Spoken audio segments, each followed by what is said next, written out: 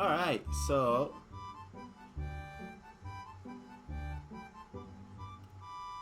Yes. And you say so. We did not discuss that there was going to be like a signal. I thought you were just thinking. We did discuss it. We discussed that I was doing it. You didn't say when, and you didn't say I'm going to give you a signal. Anyway. Yeah. Welcome to the first episode of Shun and Bace had too much time on their hands, so they started a radio show in another world. Yeah.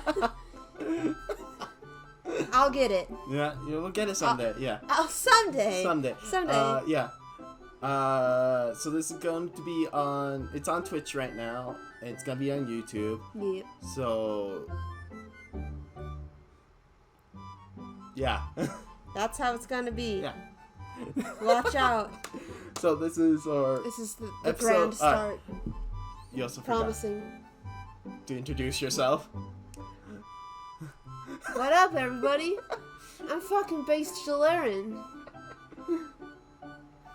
I write gay Magic the Gathering fanfiction and have more hentai that would fit in a Kia Rio. A what? A Kia Rio. I don't know what that is. It's a car. Oh, Kia Rio. Oh. Wow, I didn't think you're... my name is Shun. That was the intro. I didn't know you were gonna... Yeah, there was a pause, and I was like, okay, keep going. And so I just, word for word, said my Tumblr bio. Oh, that's your Tumblr bio? That's my People have read my Tumblr bio, and then have been all like, yikes, and then they leave. Yikes. And it's all like, no, I promise I'm not one of those blogs that are shamelessly into hentai, even though I'm shamelessly into hentai. Yeah, but we're just not open about it. Because, like, hentai is, like, one of those things that, like, people who's okay with it would be okay with listening to, but, like, there's gonna be people who's not. And it's like, we don't want to push on them. Who dat? Yeah.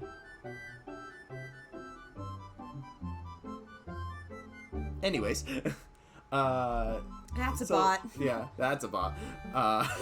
That's a bot. So how the show, I guess, radio, podcast, whatever you want to call it, we don't have a name. Originally, I was going to go with the Untitled Radio. Untitled Radio. But, we really like the idea of the light novel title. Light novel title. And it's a really long title. What was the title again? The title is Shun and Alexis had too much free time on their hands, so they started a radio show in another world. And if you want to shorten that like a light novel, it's in another world. In another world, radio show. Yeah, in another world. Yeah, we're gonna get a green screen and we're gonna put ourselves in like anime worlds. We're gonna do some stuff. Mm-hmm. But we didn't have time to go shopping today. We didn't have time to get a green screen. Mm-hmm. So that's our next thing. But yeah, so this is, since it's gonna be on YouTube, this is essentially a couples channel, isn't it? I mean, we are a couple, but it's not the center focus of it. It's not like, oh my god, we're a couple and we're so in love. Come with us on our journey where you can live vicariously through us and the fact that we're a couple. Lonely virgins. I actually never watched a couples channel. I've seen channels that happened to be couples, but I've never seen like explicitly a couples channel. There's a lot of prank channels that are couples. Yeah. A lot They're of all bad. A lot of them does the whole we're breaking up prank. It's like name it like those Photoshop layers. Copy of a copy, new show. Yeah. So yes. So how the show's gonna work is we're gonna do free talk, just like how we usually do the talk, and obviously read the comments except for the bot. Fuck you, bot. And then we plan to do like a specific thing every stream, like actual show, like a goal. There's a goal, an end goal, and then theme. Yeah. Cringe's dick. Yeah, it's like I don't know. Like I've seen Japanese ones, Japanese couple channels, and they don't prank each other, but it's also Japanese YouTubers are doing it as a business. You know, like they may be showing their everyday life, but you can tell it's a business. So when they do a couple YouTube channel, it's a business channel. It's like, so weird. This is for business and business purposes only. Yeah, it's like, are you actually going out? Are you actually a couple? What the fuck? What is this? This is a business. Yeah, it's weird. You're tall. I'm sitting up really straight. Yeah. Right? It's weird. It's like... Less honest, somehow more trustworthy. Mm-hmm. Also, Japanese YouTube does better guys hanging out and fucking around, because in the West it winds up just being we all live in a hype house together and we're all awful fucking people. But in Japan it's all like we're all friends with one famous YouTuber and we all come to one house where we do not live but we work out of and just film ourselves having dumb conversations and eating food. Mm-hmm. People just want to like see dumb things, but it's still business. People just watch dumb shit, but they know that you're a part of a company. Mm-hmm. You're signed with a company. Mm-hmm. We don't get paid for this show. Like I don't know about here, but YouTube in Japan, they got like they got companies. They got management companies. Like there's there's Vaz, Yoshimoto, the Yoshimoto comedy troupe has their own YouTube company now. And their topic of conversation for later. Yeah, there's a ton. It's a business. Like it's clearly like these dudes are here for work, but also like their work is just to sit around and play games all day. Mm-hmm. But like I'm pretty sure they do like paperwork in the background. Oh yeah, they probably are absolutely doing paperwork. Mm-hmm. Yeah, we're not gonna do that though. No. The most paperwork we're gonna sign is. We're gonna do our fucking taxes. Yeah, just taxes, honestly. Mm-hmm. Holy grail Western social media, which means even clearly staged things are made to look real. Yeah.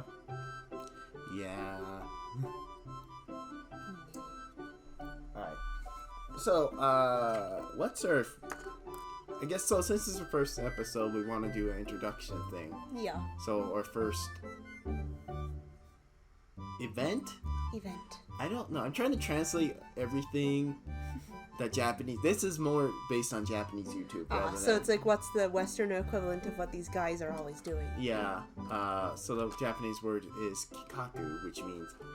No, that's keikaku, but... Not keikaku. Not keikaku. Keikaku means plan. I mean, it's close. Kikaku means plan, but, like, it's more like plan as in outline rather than, like... Just as planned. Yeah. It's yeah. It's all according It's weird. Kikaku is like what we planned. Keikaku, oh man, they're both the same fucking word. Yeah. Anyways, yeah. So outline or itinerary. Yeah, that's kikaku. Oh, okay. Yeah, that's it. Yeah. All according to itinerary. Yeah. So. Today's is our introduction, and we found a Ask Meme. Yeah, we went on fucking Tumblr and found an Ask Meme. Uh-huh. By the way, we planned this on Monday. We found the Ask Meme 5 minutes ago. We literally just found this Ask Meme. We're like, we need to find an Ask Meme, and I literally looked up anime Ask Meme on Tumblr. Yeah. Schedule wasn't disrupted. That scene was so iconic. It's such a meme now, but like that build up to that scene was so fucking hype. Like, people who hasn't seen that episode sees that, like, meme, and it's like, oh, it's funny. It's a funny, like, fan sub thing. But that scene was fucking hype when it happened, okay? I think there's so many, like, really hype-ass scenes in fucking Death Note that have been memed to death so much, they've lost all meaning. Yeah, it's great. Death Note's great. Yeah, you know, they're making they're releasing a... it's not a final volume, because final volumes obviously, yeah. It's how many volumes is that now? There's 12 If you don't fucking count the character book, which some people count the character book as volume 13. Yeah, that's because it says 13. I know it says 13, but it's a fucking character book. Yeah, they're releasing volume 14. It's not a character book. It has Is it just the one chapter where Donald Trump gets the Death Note? It's that chapter, and there's another chapter before that. Oh my god. And then there's a new chapter. There's a third chapter. It's gonna be weird. Yeah. So yeah, Death Note's never gonna end. Death Note, Evangelion, Naruto, One Piece, Dragon Ball. Now I actually think One Piece might end. When? He said we're halfway done like 4 years ago. He said we were halfway done when we were in high school. Is that 4 years ago? No. Oh my Shinichi, god. I graduated a decade ago. Wait, when did Ace's...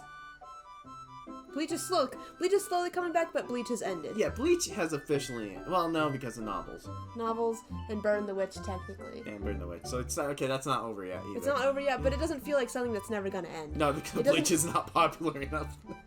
Bleach is just a novelty thing that it went into hiding for like a decade, and then it came back and everyone's like, that was a thing from when I was a teenager. I love it because nostalgia. But people don't realize it was still going the whole time. Like, Don't Fear Your... Yeah, I forgot the name of the novel. It's back there. Yeah, Don't Fear Your Own World. Yeah, that. Apparently it's been going on for a long time. Oh, fuck. Yeah, it's weird. Like, current, like, modern age shonen feels like it's gonna... Eventually it's going to end. Yeah, I don't think... Our, like, shonen from, like, our generation... The Golden Age, even if they did end, it felt like they were gonna go on forever. They could have perpetually... And some of them are perpetually going on. Yeah, it's... Yeah, well, I was quite happy with Demon Slayer actually ending. Like, The Demon Slayer actually went ahead and ended.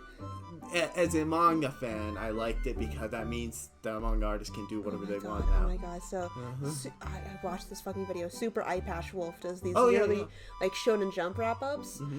I did not know the number of fucking sales that Demon Slayer did last year was like double-digit millions. Yeah, it beat out One Piece. It beat out One Piece by literally like tens of millions, and that was so fucking wild to me. Yeah. Like here's One Piece. They sold 7 million. They moved 7 million products. It's like, all right, that's a lot. 7 million, that's a lot. Demon Slayer, number 1, 85 million. It's like, what the fuck? It did what One Piece did when it was first coming out. So One Piece got super popular because he hit the people who weren't into manga. That's why it jumped so far from like every other manga at the time. Demon Slayer did it again. In a year. Yeah. I mean, One Piece did it within a year. It just... There's more people who can watch. No. Yeah. Oh no. Oh, I forgot to mention, during the recording of the show, we're gonna disable that. Don't turn those points in. Don't waste your points. But yeah. Like, the little sister works wonders for marketing. Yeah. I've seen this post on Tumblr. It's like, why does this bitch always eating bamboo? But like, it's honestly, it's because it grabbed the attention of a non-traditional like manga readers. Yeah. And One Piece did that like when it first came out, and that's why it's like One Piece is considered like a national treasure kind of thing in Japan. Demon Slayer is probably gonna hit that level, but the thing is, Demon Slayer ended. Demon Slayer is over. Yeah, I think that's also a reason people jumped in because obviously the Infinite Train movie came out, which was the highest grossing movie of all time in Japan. Yeah, it was so easy for people to jump into at the time. Like, I'm disappointed, but and also, the Infinite Train was stopped by Gintama. And the author was like, but I was also on the Infinite Train. But I was also Infinite Train. I didn't want the Infinite Train to end. No. The author of Gintama, I mean, like, he was writing a hype too. He's like, I love Demon Slayer. I've drawn fan art. He released fan art for Demon Slayer as a promotional for Gintama. So if you go and watch Gintama, you can get promotional fan art of Demon Slayer. Written by the artist of Gintama. That's so dumb. Yeah, just so fucking baffling. the numbers that Demon Slayer pulls Mm-hmm. in comparison to everyone else. Mm-hmm. 6 seasons of One Piece doesn't look half as... yeah, One Piece suffers from the anime. The anime doesn't... the anime is good for kids who, like, can only watch anime for, like, an hour per day or something. Yeah. It's good for those kids. But for anime fans, it's awful. It's like, hey, you want to watch One Piece? Oh yeah, I heard that's really great. Cool. There's like 900 episodes. Mm-hmm. Oh, which one of those are important ones? All of them. Mm-hmm. Literally fucking all of them. Mm-hmm. Yeah, like, I can't jump back in. I tried jumping back into the anime during... It's a fan cut of the anime. Yeah, which arc? It's... Water 7 arc? And after I was done with Water 7, I was like, I can't watch this anime. It's too long. Yeah. Like every single time we go to the bookstore, he pulls like volume 90 something off the shelf. He's like, can we start buying One Piece? I'm like, no. But like, Wano arc, it has... it's obviously the same author, but the Wano arc is definitely written better than all the previous arcs. There's more information per page. There's a lot of... What do you think, Rita? Do you like One Don't Piece? interrupt us during our podcast. Do you like One Piece? She doesn't even know what One Piece is. You won't let it in the house. Yes, stand on 2 feet. Yeah. Mm-hmm. Yeah, it's like, there's a level, like, One Piece has a lot of off-model character designs. Like, One Piece is, in and of itself, off-model character designs. But then there's, like, a point where it's like, it's even more off-model than that. And the anime is all like, okay, we're gonna take that, and we're gonna take advantage of that in a bad way. Mm-hmm. That's why, like, someone needs to, like, someone, other than me, has to go watch every single episode and, like, just like write down which part you just need to watch. Someone needs to go and watch every single episode and just take one screenshot of Nami every single episode she appears in and just slowly watch her proportions change. I'm pretty sure her proportions are bad in the original. I know, but they get worse. They get worse. Yeah. Oh yeah. Anything by Studio Studio P. Cursed. Yeah, I hate that studio. The Cursed Studio. Yeah. Even though aren't they making the new Bleach anime? No, Bleach. It's done by some different studio. Nice. I Good. think. Wait, let me check. Better make sure, or else Yeah. Alright. the Bleach's grand comeback is gonna be shit. Period. Anime. Yeah, they're doing all the Naruto movies. One Piece is in... And it's the series to follow the manga's pace. Oh, pace. Yeah, One Piece. Oh, that makes sense. Studio period. Oh, they did video games. Video games. Yeah, hold on. Ignoring the movies. That's 2020's Kingdom. Did it Kingdom? Oh, it's co-animated with Studio Inside. Okay. They did Legend of Korra. Studio 4C. Outsourced for... Western. Yeah. Studio Period did Korra. For only like a few episodes, but... Studio 4C. What? Studio 4C. What is? Who did Studio 4C? Studio 4C is the... Oh, doing studio. Bleach? Yeah. Oh, okay, good. Yeah, is Johnny on Bosch gonna do Ichigo? I hope he does. I mean, his voice hasn't really fucking changed. No. It's still fucking Ichigo. Oh, okay. Yeah. So, I just want Morito Masakazu to come back as Ichigo. If it's that, hopefully. If anything, like, he should be, like, even if they recast everyone else, I think he'll be invited back. Yeah. Yeah, because like, he did Ichigo's voice in the live action, so. Oh yeah, he did live action? They dubbed that? Oh yeah, on Netflix, yeah. Shit. It's dubbed. It's dubbed by the English cast. It is awful. Yeah. Everyone. I mean, say what you will about like dubs in general. When you dub live action, it's always uncanny valley. Mm-hmm. It's they didn't try matching their voice emotion with the character they were dubbing. They were matching it. It felt like they were matching it with the character they were dubbing as if it was the anime version. So it felt really weird. Except for Johnny on Bosch, his Ichigo was perfect because like that's the level of like character Ichigo is, and that just says how good Ichigo's character in the live action was, though. Yeah. All right. Yep. You can move that. All right. So now we got distracted. Oh, she's so fat. Yeah. Oh, she does not want to move. I heard claws. You're going to be the mascot of our show. Mascot Rita. Ow. Except Rita's super Oh. Anyways, so let's start the introduction thing that we got distracted with. Alright, yeah, we started talking about fucking One Piece. What were we talking about? The introduction. We were talking about Keikaku. Yeah, the Kikaku, yeah. See, this is what the fuck happens. So the whole point of this podcast is, like, we wanted to, like, block it off so we don't get distracted. We literally don't do what we just fucking did. We need a third person to be like, alright, now you guys talked about One Piece enough. Let's move on to the next topic. Which is... Introductions? Or is it the meme? Oh, the meme is the introduction. Yeah, or the meme is the introduction. Alright, so I got this list of 40 anime asks, 40 questions. Mm-hmm. No tangent!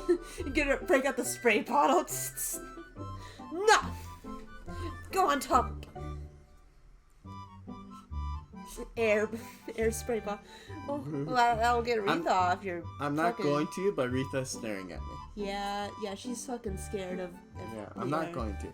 But yeah, so 40 questions, and it says it's anime asked, but we're gonna also answer with video games because I don't watch applicable. Yeah, because I don't watch enough anime. Okay, so first fucking question, most basic ass question. A question you're literally asked every single time any anime is like talked about. What is your favorite anime? Number one favorite anime. All time. Number one.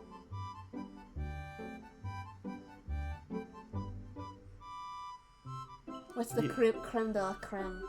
What's the cream of the crop? Probably, honestly, it's gonna be, it's gonna be Mobile Suit Gundam, the original. The original Mobile Suit Gundam? Mostly because, like, how much it inspired everything else. True. Yeah. True. Yeah. It's like, obviously I won't enjoy it watching it now because it's so fucking old. If you want to watch it, you just gotta watch the movies. Yeah, 0079 original Gundam. But which we have. We have it. And we have Origins manga too, but like it's mostly the fact like the influence it had on the anime industry. Yeah. At the same time, that's also why I think like cat. Aretha, I love you with my talons. Yeah. Same with the manga, yeah. Same with the manga. Mm-hmm. What about you? What about me? My favorite anime of all fucking time. Probably. If I had to pick.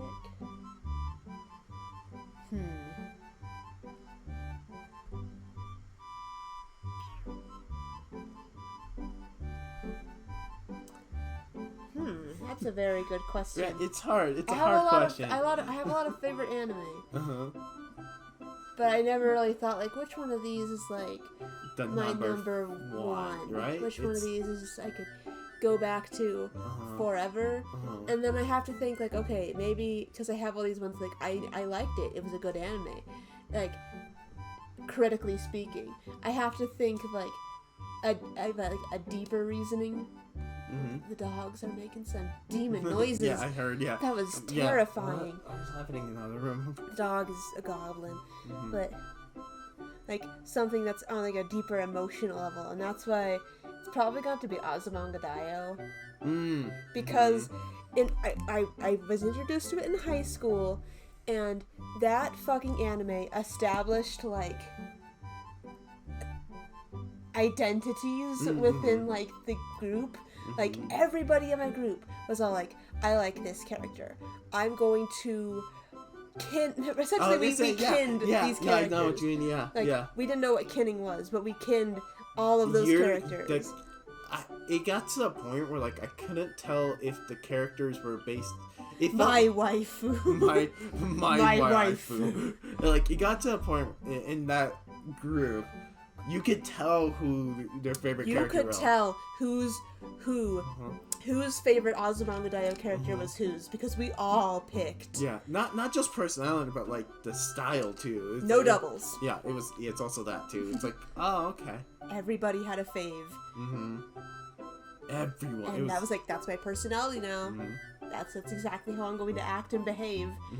Now, I'm surprised, like, you guys didn't, like, put that on any of the guys, like, That's because there were no dudes in there was Azumanga Daioh. the teacher. Who? No, that's what I'm saying. I'm surprised you didn't get, like, I'm glad you didn't We're get... glad we didn't, like, look over, like, the 3 guys we consistently hung out with. It's like, you're the pervert. Yeah, you're the pedophile. Yes, you. Yeah, I'm just saying, like, I'm glad. But I'm so also surprised. We didn't assign you kin. Yeah. Setsubo Sensei had a lot more, like, its humor. Like, Azumanga Daioh's humor was a lot more universal. Setsubo Sensei's was if you were, like, lost in the Japanese sauce, funny as fuck. But if you were a white teenager who only ever watched Naruto and nothing else, makes no fucking sense. It was only for the intellectuals. It's only for the intellectuals. That being said, I only watched Setsubo Sensei for Sugita. Also, Sugita was only in, like, 4 episodes. He was the monk. He was the monk. Yeah, he was the monk friend. Yeah, Sugita Tomokazu. Yeah. All right. Yeah, but yeah, no, like it is. It has a similar pacing, like the comedic My jokes. Father's Secret. Kakushigoto. Oh yeah, Kakushigoto. I need to read that. I think we never got it. No. Kakushigoto. My Father's Secret. Yeah, it's about a manga artist who has to take care of their kid, and so the joke is his work is to draw, which is kakushigoto, but it's also a secret, so it's kakushigoto. I think I know what you're talking about. 1 second. Yeah, it's really good. Oh yeah. Yeah. So that manga has been licensed. It's Bye. only digital. Oh. Digital only. That's why you've never heard of it. Yeah, that's what I mean. Yeah. It's, I don't know if I think he's just embarrassed, or he just doesn't want his kids' friends to know, or something like that. Funimation. Okay. Okay, good. I need to watch it. All right. Next question. Question number 2. Question number 2 is: has an anime ever made you cry? What anime? You want me to list? I would like to know the most notable cries. The most notable one. Like the most. The one I can remember was Pokemon. Pokemon. The episode. I don't know how they did it here. Actually, it's the first episode that they aired after the hiatus from the Polygon chapter. So. No, Polygon. Violet Evergarden. Yeah, that's Kids on the House. So. Kids on Slope. Yeah. Yeah. But anyways, yeah, it's the first episode of Pokemon that came up after the hiatus from the Pikachu Shock episode, where everyone got a seizure. Remember that episode? Oh yeah. Yeah. So there was like a 6 months break, or I don't remember how long it was on hiatus for, right? When it came back, the first episode came back was the episode where they find the forest of Pikachus. And it's the episode where, it's like, where I'm gonna leave Pikachu. Yeah, this is the best for Pikachu. Yeah, and then the Pikachu shows up at on top of the hill. Yeah. That episode. That episode. Combined with the fact it's been months or something. And meanwhile, Pokemon has already showed off the fact oh yeah, Ash can just give away his Pokemon. We've literally shown him do that before. Here we go. We are capable of doing that. Yeah, so that Threats. that was depressing episode. I guess cry is in happy cry too. Happy cry. Yeah. And then there was Pikachu. I was like, no, Pikachu, and Pikachu came back. I was like, yes, Pikachu. Yes, Pikachu. I was 6 at the time. Notable. Yeah. And then there is Digimon Adventure first season, final episode, when Butterfly kicks in. The song Butterfly kicks in, and her hat, they're saying goodbye on the train, and then they're all on the train, but Mimi's the only one that didn't say goodbye because she got in a fight with Palmon like a little bit ahead. And then the train starts moving, and then Palmon shows up, and then she starts running, and she wants to say goodbye, and she trips, and the hat flies off from the train, and then the song kicks in. That's when I started crying. I remember that scene. But yeah, those are probably my two most notable ones. Notable ones? Yeah, there's probably more.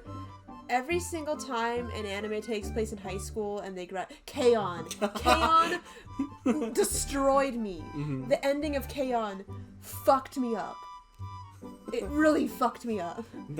The episode where they're all chilling and they've all the graduation ceremony has happened, they've done their last performance, and they're just hanging out in the club room and they're just chilling and they're having a grand old time, and then one of them's all like, we've graduated, it's over, and then they all start to cry, and then I start to cry. That was that was everyone's graduation era too, that was literally my graduation year, so I was like, these are very, very tender feelings. Oh god, these girls are graduating when I graduate. Yeah, that was a notable instance of crying. Hi. I had more instances where I cried for video games, though. Final Fantasy X. The original or the sequel? The original. Just making sure. Yeah, the sequel took my tears back. I took my tears back. The sequel sucked them back in. Yeah. No, we're taking these back. Yeah, I want my tears back. Thank you very much. I'd like a refund. Yeah, Final Fantasy X made me cry. An emotional refund. And Final Fantasy 15, even though the last section was really tedious or long or Final Fantasy 15's second half was bad. I'll admit that. The pacing was bad. Even though I liked the story, the pacing was bad. Mm-hmm. The last chapter still made me cry though. The final camp scene in 15. Yeah, made me cry. Yeah.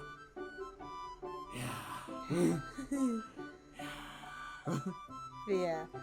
Pretty much, if I get attached to an anime and they're in high school and it involves them graduating in some way, I will cry. Guaranteed, every single time. If there's a graduation scene, mm-hmm. I will bawl. Okay. Well, I ended up crying. I essentially cried during any time. I think Dave from Tumblr mentioned it, but the reinforcement scenes. The reinforcement scenes. You're literally crying during fucking Avengers. Fucking Avengers. He cried during Endgame. Endgame. Not Infinity War. And he cried during the first time. Just first time. Yeah, that implies we watched it multiple times. Yeah. Yes, we did. Right. But yeah, those kind of scenes when it's the last the main character's on your left. That scene got me. That scene got me. But in terms of anime, you are not immune to on your left. Yeah, I'm not immune. No. I think a lot of Gundam show does it. More modern Gundam shows does it. Double O's. The movie had the whole.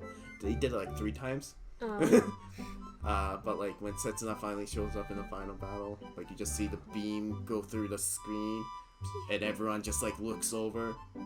Yeah, that scene does it. Yeah. Yeah. But yeah, reinforcement scenes usually does that. Kamen Rider does it too. The Heisei Generation Forever movie we saw, and all the former Kamen Rider shows up. That scene. Yeah. Honestly, I cried a little bit more during that scene in Endgame. I just want you all to know. And just trying to restore whatever last vestiges of a reputation you have. Yeah. All right. Which anime made you laugh the hardest? That one's hard. That one's hard? Yeah. What, do you watch any funny shows? I mean, I laugh more live. I remember the shows, live action shows more than. anime thing. I'm pretty sure I have, obviously. I don't know. That one's... They don't stick in my head as much. They don't stick in your head as much? I guess, like... Huh. There has to be one. There has to be one. I mean, I guess Gintama. Gintama? Gintama, there's a lot of funny jokes in there. Like, yeah, I guess Gintama. Yeah, Gintama. like, yeah. You know, I watch clips of Gintama on YouTube all the time. You're literally always doing it. Yeah, I'm laughing my ass off. So, Gintama. So, I've never, like, I don't watch, like, a lot of, like, comedy, like, pure comedy anime. Like, he watches a lot more comedy shit than me. Like, he watches, like, what is it? The one with the psychic boy. Oh, Psychic Uso's, something. Yes. And Gintama and stuff like that. I never really go out of my way to watch, like, funny anime that are just gags on gags and there's never, like, a break. Mm-hmm. But probably it's such a modern answer. It feels so throwaway, but it's Pop Team Epic. Pop Team Epic, yeah. Bookaboo has, like, the pulse on memes that are funny in any language. Yeah. This is my impression of Daft Punk. The fucking Made in Abyss anthology was the funniest fucking shit I've ever seen. And it's only a 4-panel comic. That's true. His shit hits. Yeah. Bookaboo's shit hits. It does, yeah. And it was added by the fact that Pop Team Epic just took random voice actors and just let them roam free. Mm-hmm. And there's so many, like the one where they just recorded them speaking casually with each other. And they're like, we're just gonna use that. Yeah, I want to know how they dubbed that scene in English. I need to watch that. And I think it's like literally the same scene where like her neck stretches. Yeah, it's like the same scene with different voice actors. Also funny. Yeah. Because they didn't know what to do, so they just started making noises, and it's Uh-huh. so fucking funny. It's great. And one of them starts screaming. It's so fucking funny. Okay, yeah, Pop Team Epic. Pop Team Epic is just, it's funny.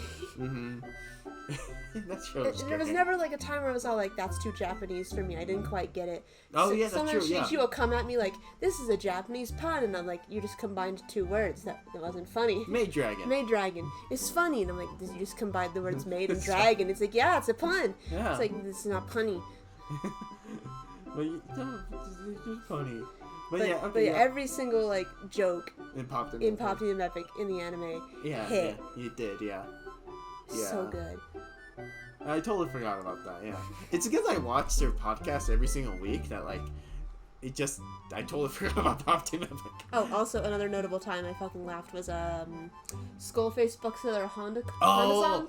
Yeah. Where the like American dad character comes into the bookstore. He's like, I'm looking for a book for my daughter, and Honda-san, she's like trying really, really, really hard to like help this guy because she's just trying to be like a good like customer service person.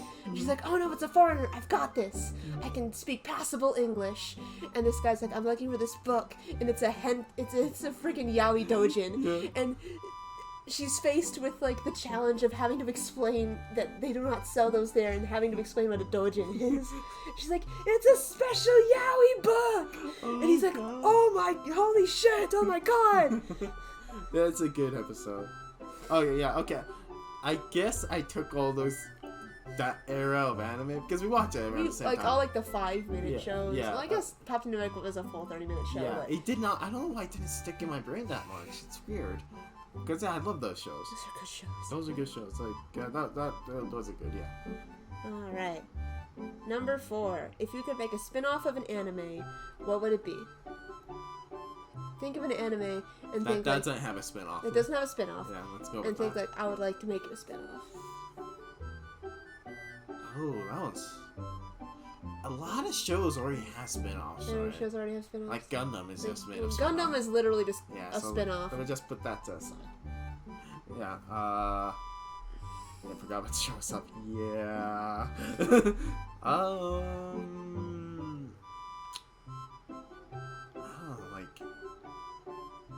I'm not a huge fan of spin-offs to begin with. So, especially if the show's still going on at the same time. Yeah. So I can't think of any. You can't think of any? You can't think of like a show where like, I wish I had more of this. Then I just want a sequel. It's just sequel spin-off. Yeah, it's one of those things like, well, I'd rather have a sequel than a spin-off. So, I mean...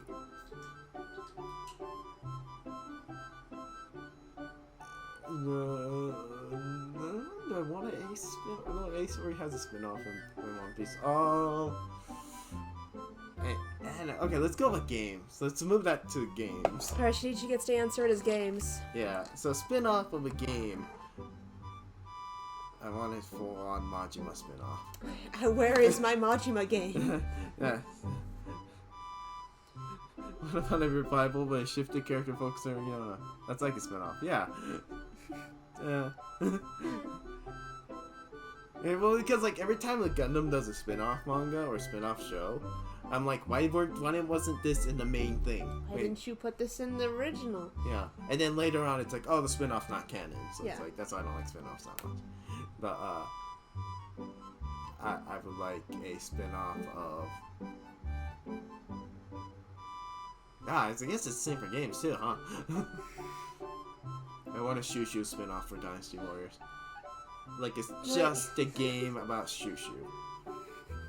Like, yes, this is a pro Shushu household, but you probably need to understand that his historical significance and his popularity significance have probably dropped. Oh, yeah, because Dynasty Warriors 9, yes. Because Dynasty Warriors 9 was like, this is a man who liked his mom. Yeah, people, I read reviews about Shushu from Japanese side and Twitter, and it's like, they are, disillusioned by the man Like, now. This was a character who was like in the top 5 Oh, no, during he dropped, Dynasty yeah. Warriors 8. No. Everybody loved him. Dynasty Warriors 9, obscure motherfucker, no one cares anymore. And also, his historical significances. No, legitimately the worst thing ever. Like shows up in a chapter. Hello, I'm Shushu. Oh, he shows up later. It's like, I'm sorry I betrayed you, but I promise I didn't give him any tactics. Way later. I said fucking nothing. Yeah. But Sao still trusted him. How about another franchise again? Musa. Oh, that one's easy. Magic the Gathering. Magic Gathering, Muso. I think Magic the Gathering. Magic the Muso. Magic Gathering, Muso the Gathering. Warriors the Gathering. Oh man, yeah, the title's gonna be bad. Oh. It'll be Planeswalker Muso. Pokemon Muso? Pokemon Muso. Didn't we already get No, like that was a strategy game. Oh yeah, we did. Okay, yeah, we got Pokemon. I just want a want a Pokemon hack and slash, not a Pokemon fighting game, not a Pokemon strategy game, not regular Pokemon. I just want to take control of a Pokemon with like fighting capabilities and just beat the shit out of other Pokemon, but a lot of them. So like that's probably the next in step for the Pokken series, because remember like the original Dynasty Warriors was a fighting game that became a hack and slash. So if Pokken gets enough popularity, it will become a hack and slash. Yeah. So making a Pokemon MOBA. Yeah, that one. I mean, MOBA is interesting.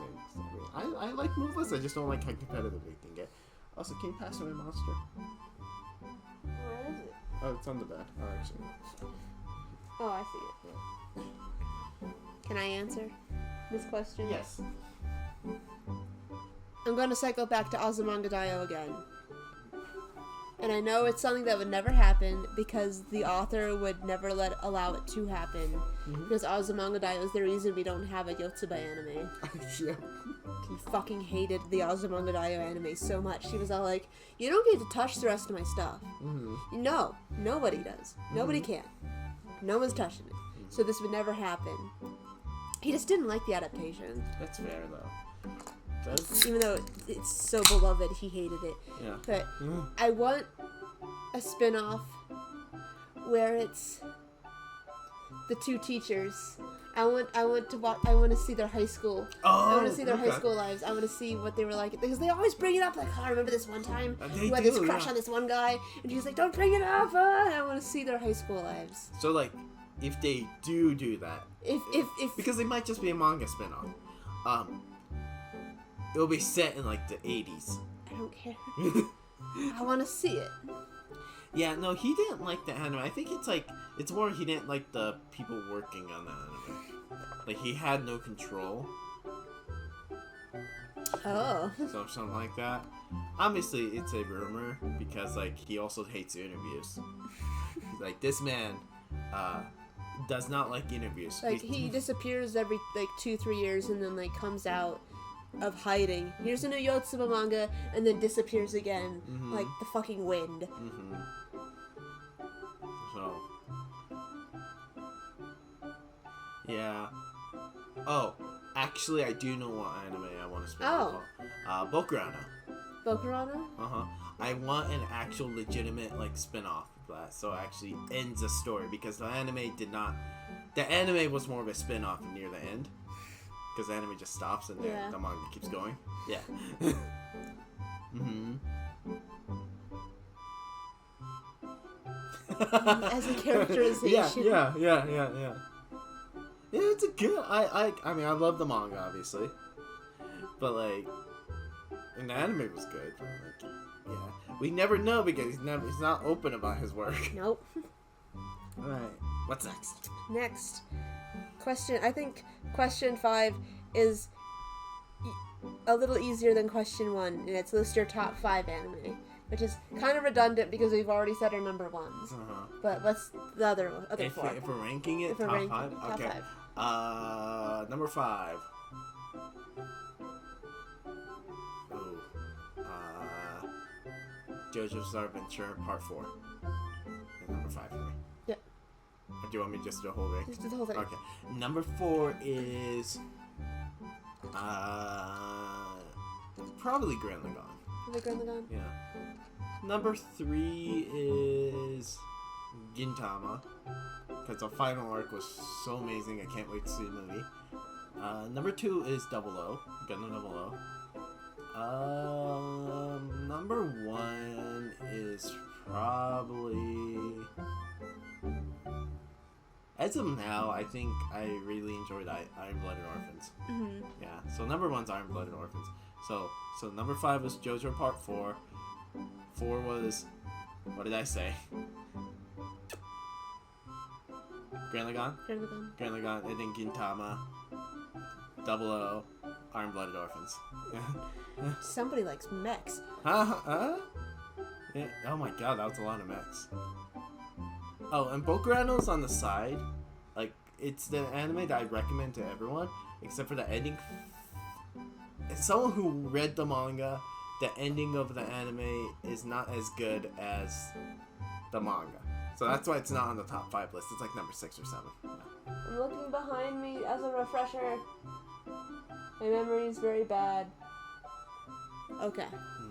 Oh, wait, I just realized I pretty much have everything in the top 5, huh? Yeah. Except for Part 4. I don't have JoJo Part 4 yet. Oh, I do. I have the live action. Alright. So, mine is number 5, probably Yurikuma Arashi.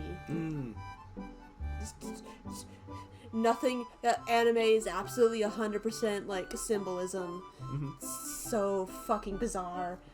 Number 4, Puella Magi Madoka Magica. Oh, yeah, that's... Iconic. Iconic, very formative. Number 3 is probably Gurren Lagann. Like Gurren Lagann all around. Lagann's good. Yeah. Gurren Lagann's good. Number 2... Yeah, it gets really hard, It gets really hard near... like... I'm gonna be mentioning a lot of like really old shit that doesn't hold up today, but that's when I watched most of my anime was a teenager. But number 2, probably Higurashi. Oh my god, I forgot about those. Both seasons. None of the spin-offs. Just Higurashi and Higurashi. Was it Kai? Kai, yeah. Yeah, Higurashi and Higurashi Kai. Not Ray? I still have not seen... No. Fuck Ray. I have not seen Go. I hear it's really good, but I haven't seen it. And number 1, if not Azumanga... Fuck, dude. If not Azumanga Daioh... What's an anime I really fucking like? Yeah, this gets really hard once you get to Once you get to number one, and I can't use Azumanga Daioh because I already fucking used it. Probably Hydrate. Didn't I say I'm disabling that? Well, Hydrate's easy. Yeah, Hydrate's easy.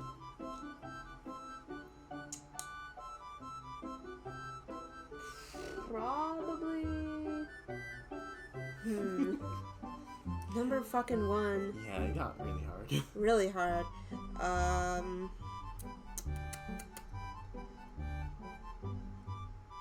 fucking K-On. K-On, yeah. K-On's good. I like how it's like action. Slice of life. Slice of life and magical girl lesbian shit. That being said, I do watch like slice of life animes. So if we take the mech animes off my top 5 list, I do have more stuff like Honey and Clover's on the list. I really like Honey and Clover. It's actually funny. I got really mad at you for selling Honey and Clover. We weren't even together before I sold it, and I only had like the first like 6 episodes. I know. I loved Honey and Clover. Yeah. Notable like things that didn't make the list because I didn't want to be repetitive is Iron Blooded Orphan's favorite Gundam, and also trash, absolute garbage, but I love it with all my heart because it was the first Yuri I ever saw. Is Strawberry Panic. Strawberry Panic is trash. Is it?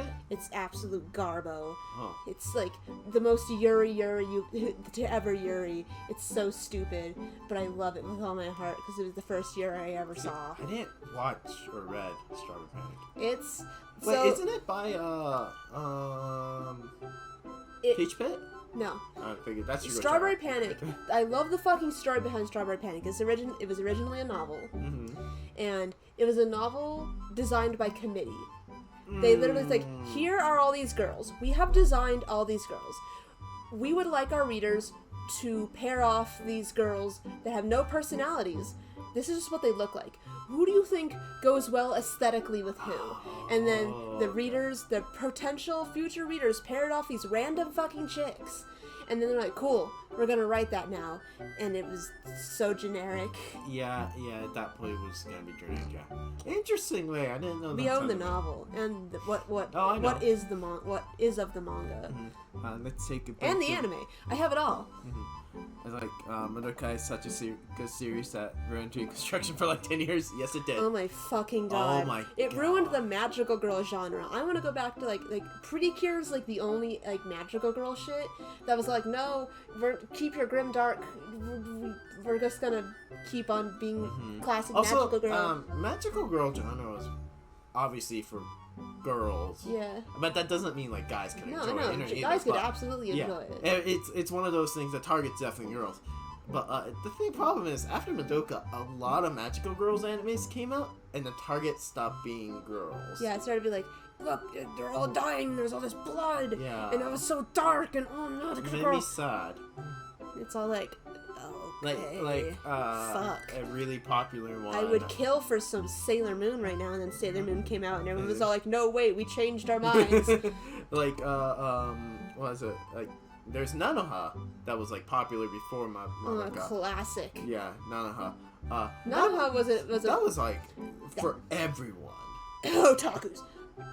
And girls. And girls. Oh, also otakus.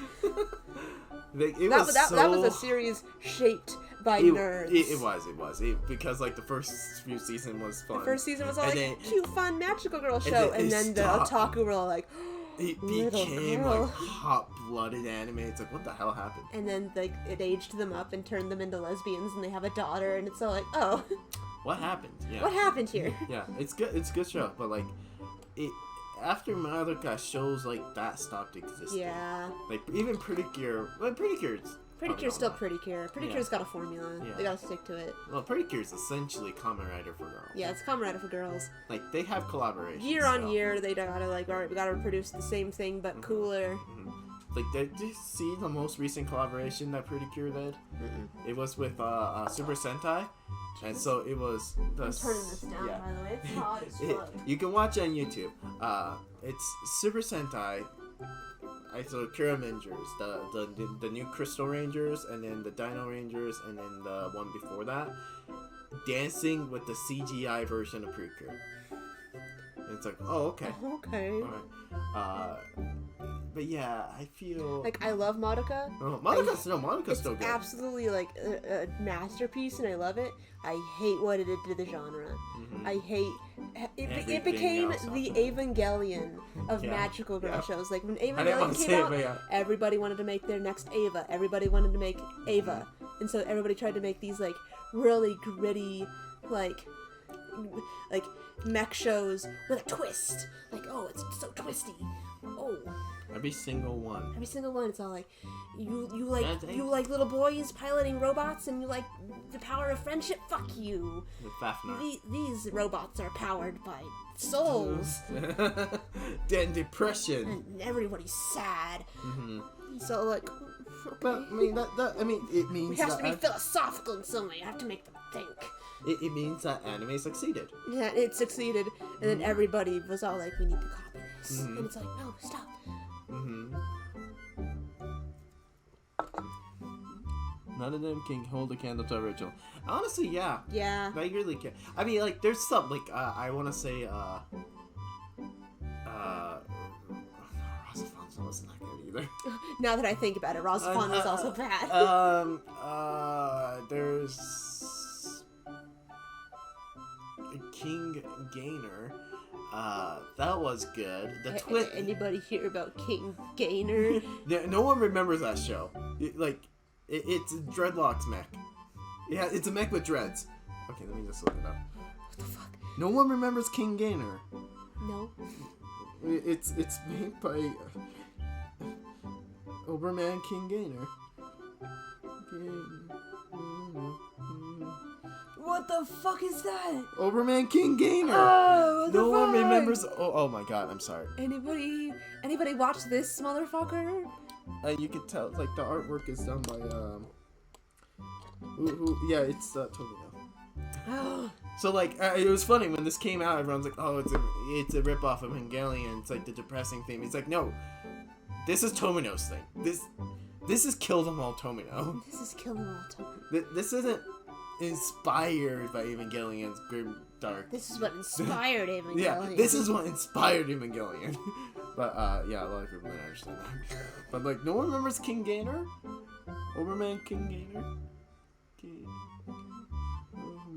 You might be too lost in the sauce, in the mech sauce. 2003. Okay, that makes a lot of sense. I was like, really? I was like 12. Oberman I didn't King even know. Gainer? I was just learning what Dragon Ball Z was, my guy. So it turns out it never came out in English. Well, that's obviously probably why. Alright, what about Fafnir? I didn't watch like a lot of like. I literally only started watching mech stuff, and I mean this absolutely sincerely. I'm enjoying myself because of you. Oh, thank you. Alright, so I guess I have to like force you to watch Aquarian. Please don't make me watch fucking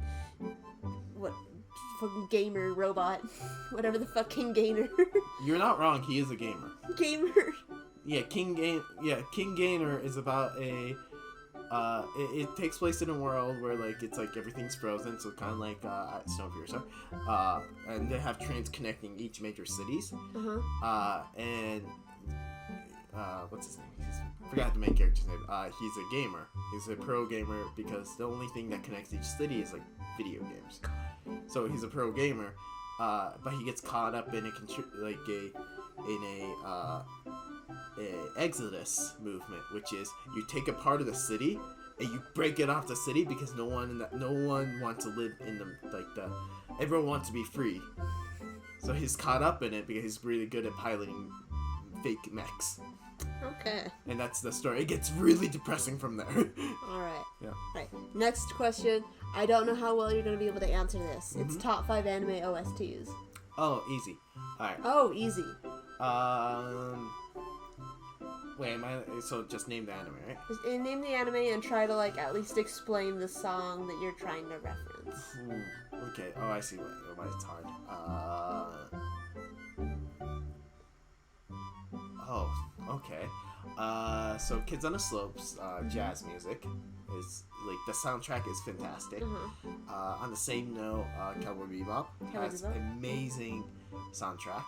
Gundam 00's soundtrack is pretty much just hype. It's like it's the specific style they use just hypes you up, which is why I like Kamen Rider Build. Same composer. Yeah. That's 3, huh? That's Gurren Lagann's hip hop style. Like yes. that, at the time, it was pretty good. Do the impossible, see the invisible. I mean, a lot of anime has done it after that, but like at the time, it was really good. Like, oh, whoa, Yeah. hip hop. Yeah, and I think though the most iconic one for me, just with the soundtrack alone, is Samurai Champloo's hip hop. Like, Oh yeah. that soundtrack. That first episode when you just like you hear the soundtrack, it's like, oh, what kind of anime is this? And I forgot what they show in the first scene, like just like modern day scene, and then the soundtrack starts, and it's like, oh, it's a modern day hip hop thing, and then time rewinds, and it's like back in the Sengoku area. It's like, oh, with this soundtrack? Oh, okay. With this soundtrack? Alright, Yeah. so mine's a combination of just general overall OSTs and very specific songs. So, number 5 is just, I'm gonna cycle back to Azumanga Daioh again, because that entire, like, soundtrack is just very, just goofy. Oh, the But calm. it's very calm, it's very goofy. It fills me with nostalgia in a way that no other anime OST can. It just makes me feel good. Number 4... the Modica Soundtrack. Oh, Yuki Kajiura. yeah. Fucking yes. Yeah. Okay, yeah, I get what you mean. Ow, that's a claw. Hello. Okay, so there's one specific song from Toradora, and it's the song they always play when, like, dramatic shit sad dramatic shit is happening. That's the song, I don't know if I can, like, recall, but there's a song in Toradora that just... I heard it somewhere outside of Toradora, and I fell in love with it. And then we're watching Toradora, and I'm like, oh my god, it's that fucking song! So there's a specific background music in Toradora that I just absolutely am obsessed with. 2, Sadness and Sorrow from Naruto. Sadness and Sorrow from Naruto. The fucking... swing music? No, this is the Zabuza Haku death song music. Oh, that one. Yeah. Oh, it's not the song that plays when flashback from Naruto. I mean, yeah, they keep on using Okay. Sadness and Sorrow, mind you, but the first time they used it Was was that? that fucking death scene. Okay, And that was so powerful. It has stuck with me to this day. Oh, we're Someone, talking... Oh, man. Yeah, okay. someone will, like, mention Sadness and Sorrow to me, and, like, I will tear up. And it's like, no. And number 1 is absolutely the song that plays right after they kill Lelouch in Code Geass. That, for the longest time, every single time, like, people would weaponize that song against me in high school. Like, they would come up to me like, hey Alexis, and then they'd just start playing that fucking song, and I'd be like, no, stop! Oh, my eyes! Oh, okay. They won't dry up! So, I think I misunderstood the question. I thought we were talking about overall. Well, overall, but also like specific. very specific. If we're going specific, yeah, I got a few more. It's Nickelpole from Gurren Lagann. Nickelpole. That's in my top 5, definitely. Is that an OST or is that a character song? No, that Nickelpole's an Okay, OST because it plays anytime Viral shows up Oh yeah. for the first half of the show. Oh, there is something. In there. Yeah, Nickelpole's great. Also, Liver on Me from Hell. Amazing song. Scary as fuck. They only play that when shit is going down. Great song. It's funny because The Linkin Park song. Isn't it? It's pretty much Yeah. a Linkin Park song. Yeah, but like it's so wild because like the Rogo Fight the Power, that line is in like 5 different songs in the soundtrack. It's literally in almost every fucking Yeah, song. it's the theme of the Teen Gurren. But when they play that during Liver on Me from Hell, it makes you cry.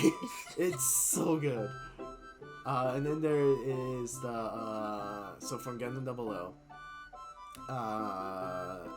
it's the first time you see Old Riser docking with Double O Gundam, and it's a song. It's the first few notes.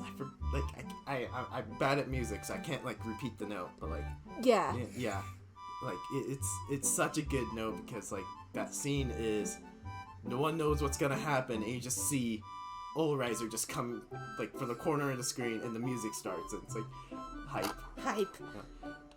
In a similar scene, Gundam Unicorn, episode 6? I guess that's not really... I mean, it's an ending song. It's not really a song. But it works. But when the episode's about to end, Banshee's, like, destroyed a shit ton of, like, Federation mobile suits. And he's looking for Bernard.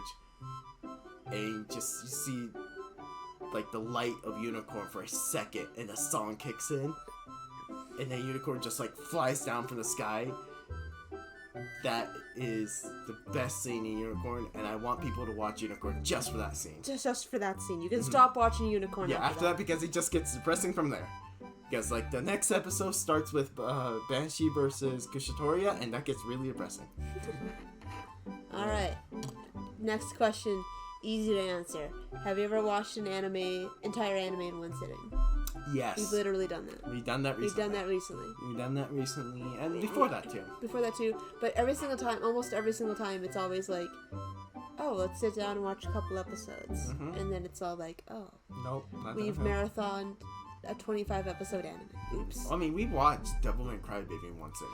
Yeah, that's true. Some anime are really easy to binge. Yeah. Like, literally, it's because it's on Netflix. It's literally made to be bingeable. Netflix, yeah. Netflix says it. But back when I was a teenager, absolutely. Mm-hmm. I remember, didn't you watch, like, Higurashi, like half a season in one sitting, too? Yeah. I would just sit down and say, all right, time to consume. Mm-hmm. And then I would. Uh-huh. I think, other than that, like, I don't think I'm more of a manga fan, so like I don't watch anime that much. Like, and every single time I would go to hang out with like Sarah in like the anime club. Mm-hmm. There was literally one weekend where we marathoned Baccano, and then we broke up for the day. Like, all right, we fucking marathoned the entirety of Baccano, and then we went back to her dorm, and then we literally watched the entirety of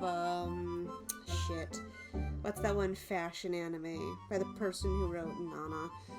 Fucking Paradise Kiss. We watched the entirety of Paradise Kiss in one night, and then we went back to Anime Club the next day because it was like a full weekend thing, and we marathoned all of Princess Tutu.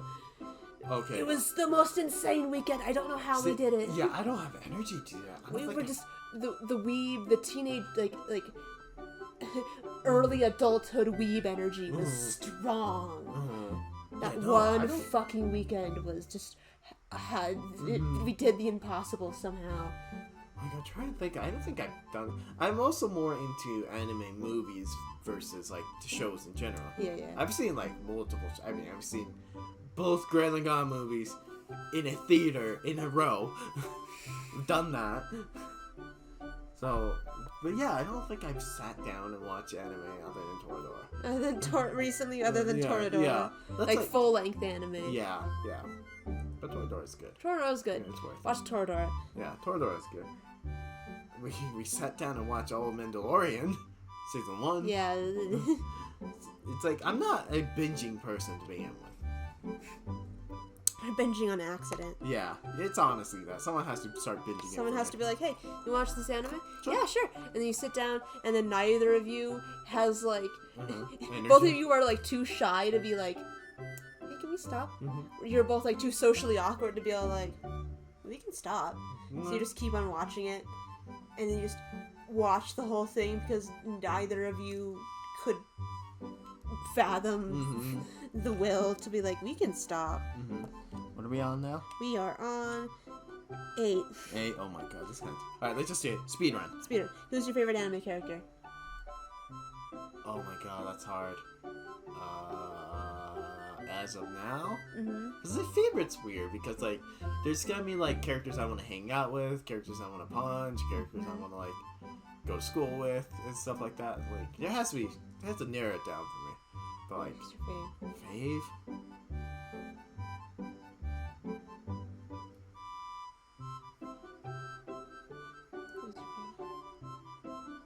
honestly, like, characters like Ryuji from Toradora. He's fun. I'm like, a Gundam character? Nah. I don't want to be there. No. No, thanks. No, thank you.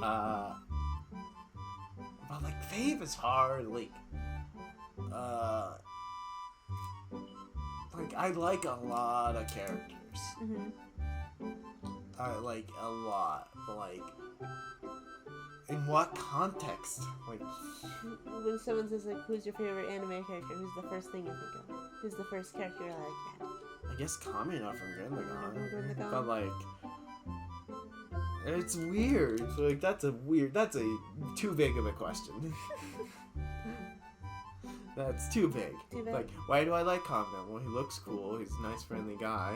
Yeah. You are not immune to Kamina. No. Yeah. When he's older, or when in Fate Zero, or the Lord Ilmello's case file.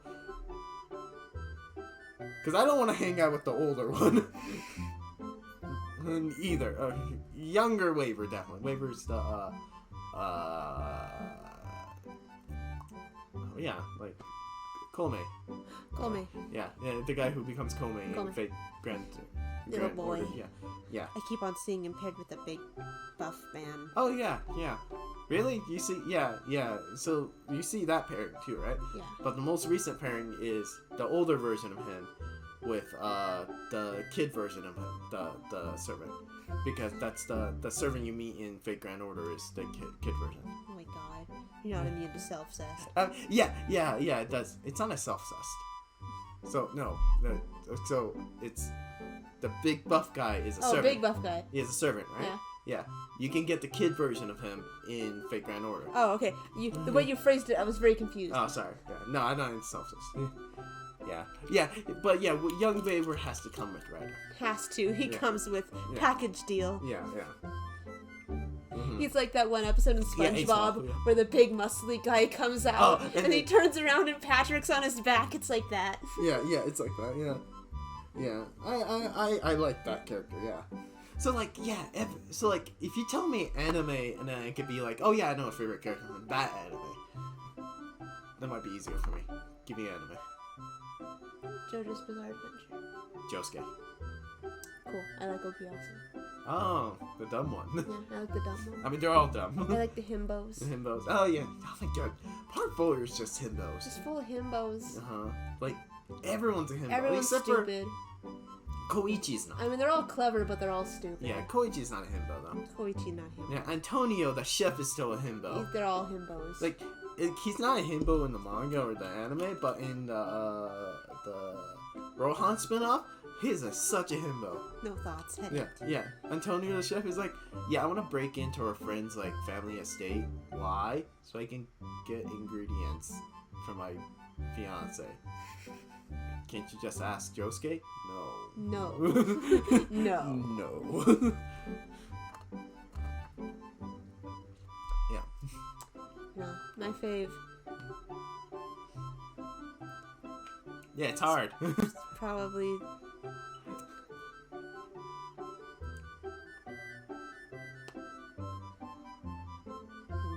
Who do I want to beat me up? That's how you pick. Who would I allow to hit me? That's how you pick your fave? Yes. Okay, who?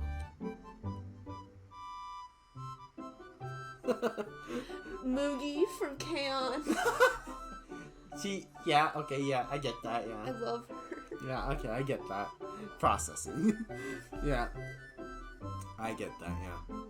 But that's, like, it's... She's shaped like a friend. Okay, yeah, and K-On... Actually, K-On Ritsu for me. We all knew that. Yeah, Ritsu for me, yeah. But yeah, if you, like, I have favorites in each anime, even if it's animes I don't like, but yeah. So, favorite overall is really hard. Cause, like, it's really hard. Okay, here's one that might be easier. Name an anime character you absolutely hate. Hate? Hate. Just absolute fucking hatred. Okay, yeah, because there's a lot of evil, like, bad characters that, like... But, like, you can like the bad. Yeah, exactly. But who do you fucking hate? Lord Kujan from Iron-Blooded Orphans. Oh, What? I thought you were gonna say Eok. That is Lord Kujan. Oh, okay, yes. Yeah, Eok. Why did you say Eok? Because I forgot his first name. Because I hate his name. So you went full formal? Yeah, Lord Kujan. Because if he didn't exist, the second half of season 2 would not have ended that way. I have never seen an anime character's death more. Mm-hmm. Like, there's always, like, when an anime character dies, there's always, like, a team that was, like, really like that character, and they're, like, all sad. Well, everybody's like, yeah, that character is dead. Like, even if they're, like, a shitty character, there's always, like, a group of people that are like, no, that was my problematic fave. I've never seen a more universally accepted and celebrated death than Eok. Yeah. Nobody was disappointed that he died. Nobody was upset. There's so many war criminals who gets on heroic endings. And he didn't get a heroic ending. No, he did not. He was all like, I'm the hero, and he jumps into the fray and immediately gets fucking clamped to death. No, the best part is like Akihiro's like, spoilers for Iron-Blooded Orphans. Spoilers for anything. We literally spoiled the end of Code Geass. Yeah, that's true. But like that whole scene, like, hi, hello, we're talking about spoiling anime. Yeah, but like that scene, because like you could tell he was about to give up. He was like ready to die, and then he just hears like, I'm Lord Kujan. He's ready to pass on. He's like, no, wait. It was like, hold on. Kujan? I have to use the last of my remaining dwindling life force that's literally bleeding out of my body right now to crush this man. It's like that literally scene. Obliterate. He cannot be like the jaws of life cannot save him. Yeah, like that scene, and the manga's really good too. But like that "it was you" scene was you. Like, yeah, it was legitimately that. You. Like, props to the voice actor Akihiro. That was the best you ever. Yeah, it's like, and then that was so satisfying. But yeah, top 5 yous in anime. Oh, we need to do that. Number 5 is the one where whole horse. Yo. What's that? You want me to beat your bum? And then they laugh, and he just looks up. You. Okay, yeah, that's on the list. But yeah, like JoJo characters, like Kiri Yoshikage is definitely like bad. But I don't hate him. You don't hate him. He's an interesting character. He's an interesting character. Same with every villain in JoJo. But like Eok from Iron-Blooded Orphans was legitimately hatred for that character. Hatred. Because like what's all the other villains in that show was like they're all like, okay, we get it. Yeah, you're a villain, but you're only a villain because you're against the main character. Somebody once described Iron-Blooded Orphans. I know it's not really deconstruction, but the first half is like they're the heroes, and then it flips it, and it's like you're watching an anime now where it's from the perspective of the villains, but they were the heroes in the first season, so you don't fucking know that. So now they're the villains, and now the villains are the heroes, so they're gonna come out on top, and the heroes are gonna get the villain death. Yeah, and like, but like, that's what makes Iron-Blooded Orphans good, because like, fucking flips it on you. It flips it as a viewer too, but like, as a character, they're still the victims. Like, the whole thing of Iron-Blooded Orphans is like, all the kids are victims of what the adults do, even at the end. Yeah. And it hurts. It's so good. I like how the moral is like, fucking adults are shit. Yeah, adults are shit. Adults are shitty. Yeah, it's that. That's the main topic of Iron-Blooded Orphans. Adults are fucking shit. Fuck adults. Even every single character... Except for McGillis, don't fuck adults. Don't fuck adults. Every single character in Iron-Blooded Orphans is either an adult, so they have their own obligations. Adults, they have to, like, capital A. Or a kid who got fucked over by the adults. But they had no choice to, like, be involved into adult business. But that sounds really bad. I mean, that's literally McGillis. That's it. Literally. That's the Tekadon. That's McGillis. That's I know, but that's like literally yeah, that's McGillis. literally McGillis. Yes. But like, everyone in that show got fucked over by the concept of being an adult. Yeah. Even Eok, but he deserves it. But he deserved it. Yep. In this household, we hate one man. It's Eok. It's Eok. Every other character I'm okay with in that show. Okay, so that, I think that's the one time where I had like literal seething hatred and not like ironic hatred. Like, oh, you killed my favorite character. I hate you now. Like, literal, visceral hatred for a character. It was that. It only happened one other time, and it was a very specific thing. Because normally I don't hate this character. I'm gonna go cycle back to Higurashi now. And the one spin-off I hate Higurashi Rei. I hate Higurashi Rei with a passion. I hate Satoko. Oh, in Rei specifically. She's the biggest fucking brat in Rei. I hated her so much. She's fucking queen of the assholes.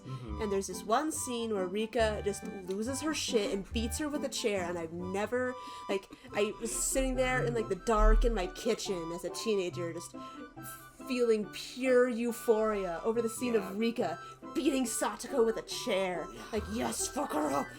Yes. I hated Rei. Yeah, Rei was bad. Get her. Yeah, Pucci. Yeah, Pucci is not. He's a villain, not relatable. I guess everyone wants Dio's D. Everybody wants to fuck Dio. Like, he's not. I mean, he's definitely the weakest villain out of everyone. But like at the same time, like I understand his motive at least. Unlike Diablo, it's like, what is your motive? What is your motive, Diablo? Okay. I feel like let's get these out of the way. Let's do these like quick time, because it's gonna ask what favorite genre of anime. Oh God, okay. Okay, what's your favorite moe anime? Moe anime? Moe. Is Sweetness and Lightning Moe? He has. I guess, yeah. Okay. It can be considered moe. All right, Sweetness and Lightning. If you want to think of like moe in the most like basic or of sense, like you wants to protect. Oh wait, but does it? Do you think? Or squishy like moe. But do they mean moe as in like, oh, otakus would like to fuck this girl moe? Moe is what you make of it. It's See, not a word with a definition. Yeah. So yeah, it can be whatever the fuck you want. Yeah. So the first definition, just cute anime. Cute anime full of girls you want to protect. Sweetness and Lightning. Sweetness and Lightning. Yeah. Okay. Okay, yeah, that's my anime. Oh, okay, yeah, that. Alright. What's your favorite drama anime? Drama? Drama. Honey and Clover. Toradora. That is drama, yeah. Huh?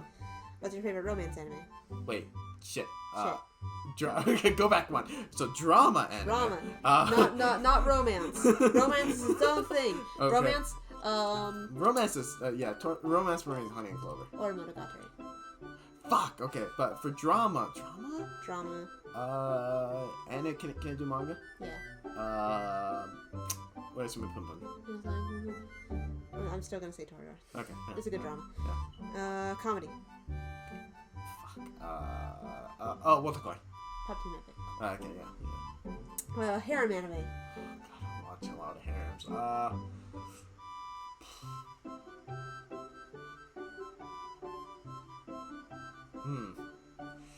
don't. Wow, harem is a Momosu. I did watch Momosu, but that's porn. That's just straight up porn. But like, I don't know. I feel uncomfortable watching harems. You really comfortable watching harems? Yeah, because like if it's say I'm okay with poly relationships, right? So I don't like how in harems it's usually just arguments after arguments and like it's like a love triangle, love corner. So if they all get together, I'm okay with it. But there's not a lot of animes that ends up with everyone's together. Yeah. But I guess Strawberry 100%. 100%. Okay, so mine's half anime, half manga. Because I got two faves. Alright, there's a harem, yeah. My Life as a Villainess, All About Sleep of Doom, and Tales of Wedding Rings. Tales of Wedding Rings is sick. That's harem? Yeah. Oh, the first episode didn't seem like it. Yeah, no, like he has to like find like 5 other wives. That's a harem, yeah. Yeah. And they're all his wives, and they all love him, and they're all like, "It's okay that So it's you." a poly. It's like it's okay that you love him and I love him because we're supposed to, because we're all meant to be his wives, and it's all like, yeah. And the only person who like has trouble with it is like his childhood friend. Oh, from the real world. From the real world. Yeah, okay. She's all like, I want to be his wife, and they're like, you are his wife. And she's like, no, you don't understand. I want to be his wife. Yeah, okay. Alright, yeah. Harem is just like, it's weird for me. Favorite ecchi. Really? That's a genre? It's a Ecchi? genre now. Shit. Because a lot of harems are ecchi. Okay, actually, remove Strawberry 100% for the harem. Put that Strawberry 100% for the ecchi, and for the harem, Suzuka. Okay. Yeah, which is not a manga or anime a lot of people read. Yeah. It's also same author as the town you live in. It's a really old manga. I'm trying to remember. There's one that I like. Valkyrie Drive Mermaid. That's an ecchi? Yeah, it is an ecchi. Yeah, okay. Alright. Mech. Oh, that's oh, no, that's not easy. Oh, for you. Is it mech? Favorite or mech. super robots? Says mech. It can be whatever you want. No, because super robots aren't mechs. Fuck. Okay, it's mech in like the actual definition. It's Okay. a piloted robot.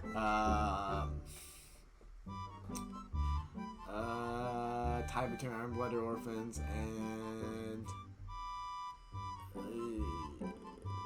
Gurren Lagann.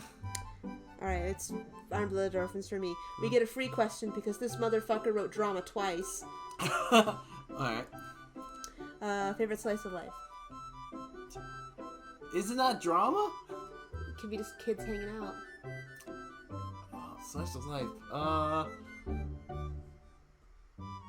Lucky Star? Lucky Star. Oh my god, I forgot to mention Haruhi. But Lucky Star. Azumanga Daioh. Well, so Super Robots is its own genre because, like, sorry for distracting. Mecha anime has its own way of telling a story, and Super Robot animes has its own way of telling a story, and It's a they different don't. flavor of the same thing. Yeah, because like, I mean, so Gurren Lagann is actually not mecha. Gurren Lagann's more Super Robots, so like you can't say Code Geass is the same as Gurren Lagann. Yeah. It's like that. Favorite adventure anime? Going on adventures. Going on trips. Adventure? I don't know if I read that a lot of those or watched a lot of adventure. Yeah, we don't read a lot of adventure. It's not a genre that we touch upon very often.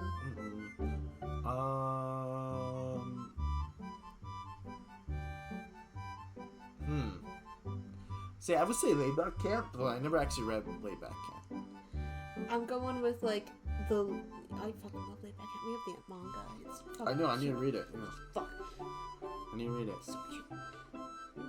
But adventure adventure is such a broad fucking. I mean, like I can see like point A to point B story. Yeah. Or like you just go into the wilderness. Yeah.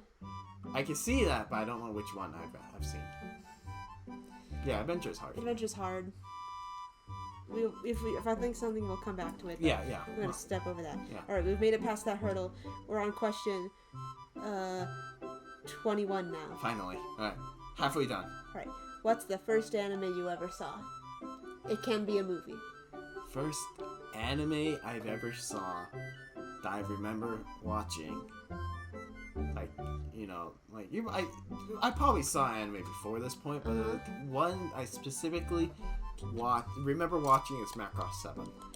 I was 4. You were 4. And I watched Macross 7. You were a little baby. Macross 7. That is not for kids. Alright, so Pokemon is like a throwaway answer. Mm-hmm. And for the most part, yeah, it was Pokemon. Mm-hmm. But also, it was fucking not Pokemon. So, looking back on it now, we had a bunch of these like VHS tapes of like what were probably like pilot episodes of shit. And there was one. It was like the first episode of like the pilot of like you know the story of the Little Prince? Like this one little kid who lives on this tiny little planet, and like his only like company is like a flower who he waters all the time. You never saw. Okay, I swear to God. And now that I'm looking back on it, I'm like, this was absolutely an anime. Mm-hmm. And it was just like the first episode, and he's just this little boy, little prince, and he's like the prince of this little itty bitty, like tiny itty bitty little planet, and he has to just the caretaker of this tiny little planet, and he like his one companion is this talking flower, and like. I don't know how they filled up an entire, like, 30-minute, like, slot with this, but they managed to, and it ends with him going to Earth, and he lands, like, I'm guessing, like, in Egypt or somewhere, and he meets this one, like, human, and it implies, like, coming up, they're going on adventures, and that was fucking it, and then it ends with credits roll. Huh. And I'm like, that used to just be like something I would just sit my ass down and watch as a kid. Like my mom would be like, "Here's your entertainment. Don't bother me." And I'd be like, "Yeah, cool. This is neat." And I'd watch it.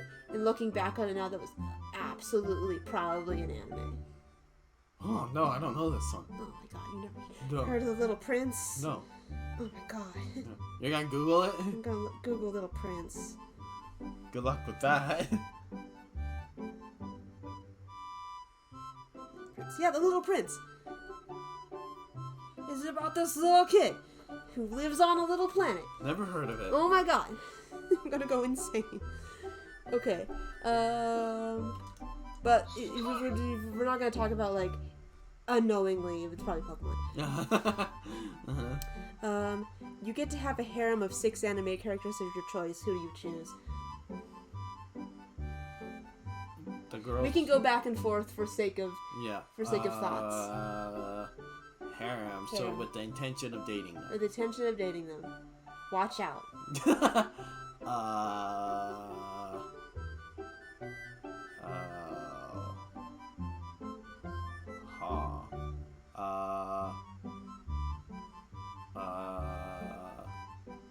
Forgot her name. The otaku girl from Otakoi. Oh yeah. Wait, there's multiple. A good point. The main girl. Okay, her. Yeah, that's one. You want to throw it back over to me? We want to do 1, 1, 2, 2, 3. Yeah.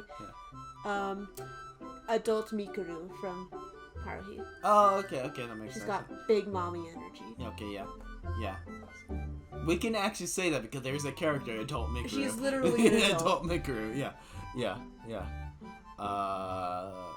Kabakura from Otakoi. Viral. Oh, okay,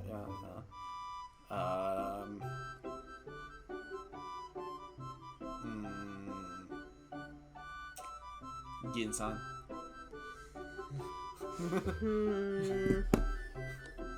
Gin-san from Gintama. I mean, that's cheating. But Chandra isn't a manga. Well, that's too fucking bad. He's dating me now. Chandra? No, Viral. I don't fucking care. Yeah. Oh. Adine. Also girl Nagan. We're involving her. It's a throuple. It's her.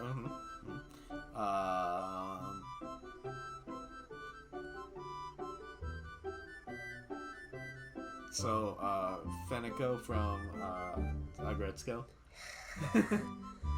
I like her. I like her. I like her.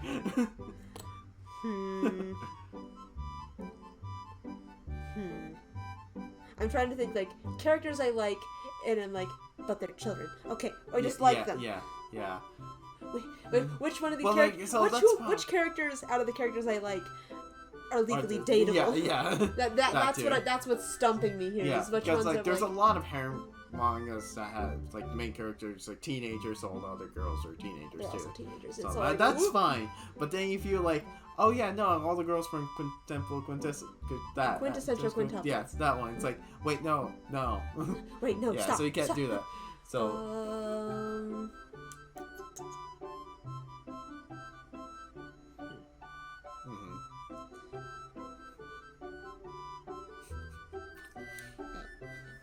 Three fingers up. Who's in the poly but not dating yet? He's just there. Yeah. He's just there. Yeah. So I'm here to round out the numbers, y'all. I have the Netflix account. I make the good decisions. No, he doesn't. No, he doesn't.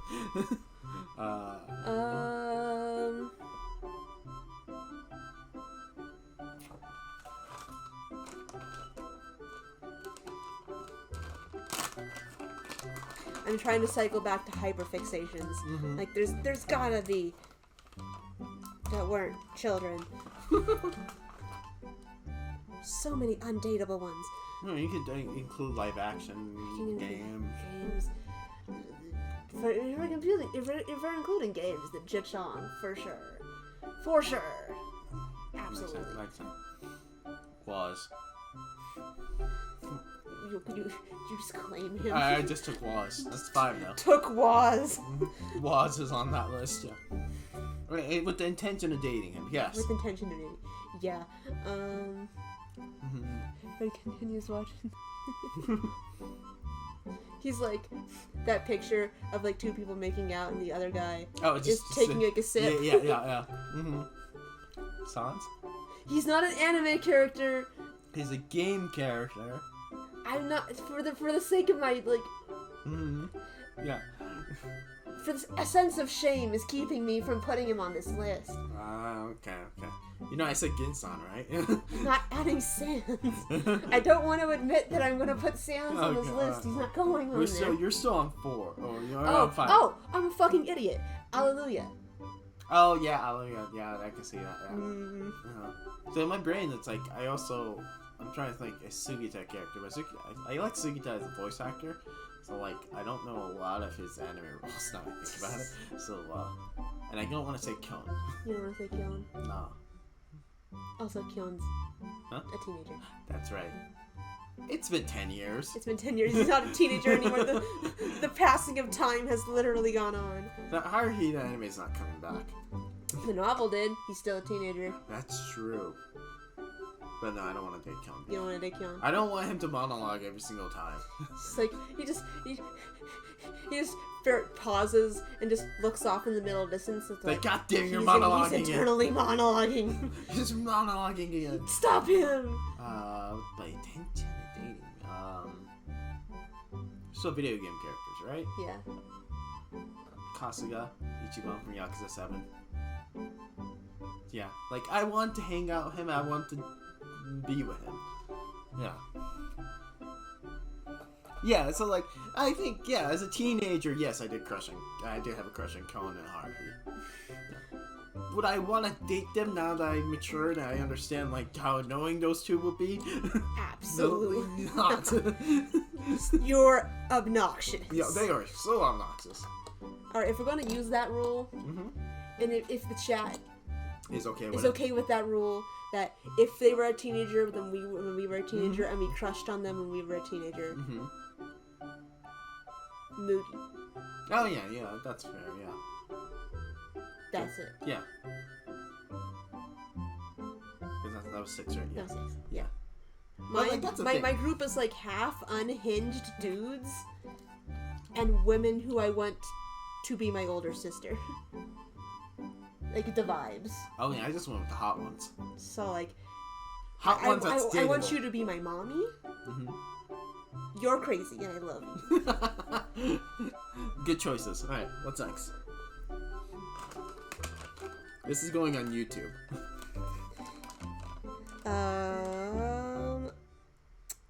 What is the most times you've rewatched an anime? If you can remember.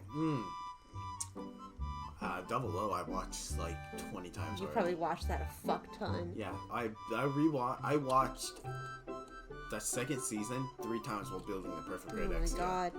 Yeah. So no, I watched Double O a lot. I think Double O's up there. I'm Little Orphan's pretty good up there. Toradora, obviously. But I think those are it. Those are the top 3 animes I've rewatched.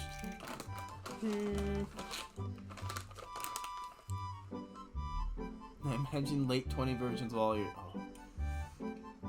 Kyon's still the same. Kyon's still literally the same. Yeah, Kyon's still the same. He peaked in high school. He's still the same dude.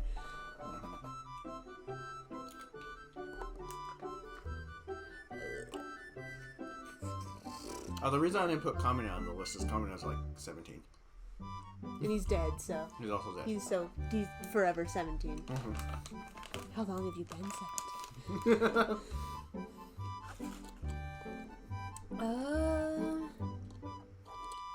Probably 00 through you, vicariously. Mm-hmm. I'm trying to think, which anime have I, like, rewatched a lot? Man, you saw the Gintama movie like 4 times. Oh, no. I know exactly which... Alright, there's one anime. Mm-hmm. Every single time me and Lisa hung out. Elfen Lied. Oh I think I've rewatched Elfen Lied more times than any other anime combined. That Every single time sleepover, which would happen on like almost a monthly basis. Mm-hmm. We're gonna marathon Elfen Lied. Mm-hmm. Marathoning Elfen Lied. That's the ritual. We walk over to 7-Eleven, get a bunch of energy drinks, and then come back, Elfen Lied, watch Elfen Lied. Alright, that makes sense. Alright. Next. Name one anime you wish everyone would watch. Bokurana. I actually had a speech ready for Bokurana. You had a speech ready. Yeah, but I want to know your opinion first. An anime that everyone should see. Mm-hmm.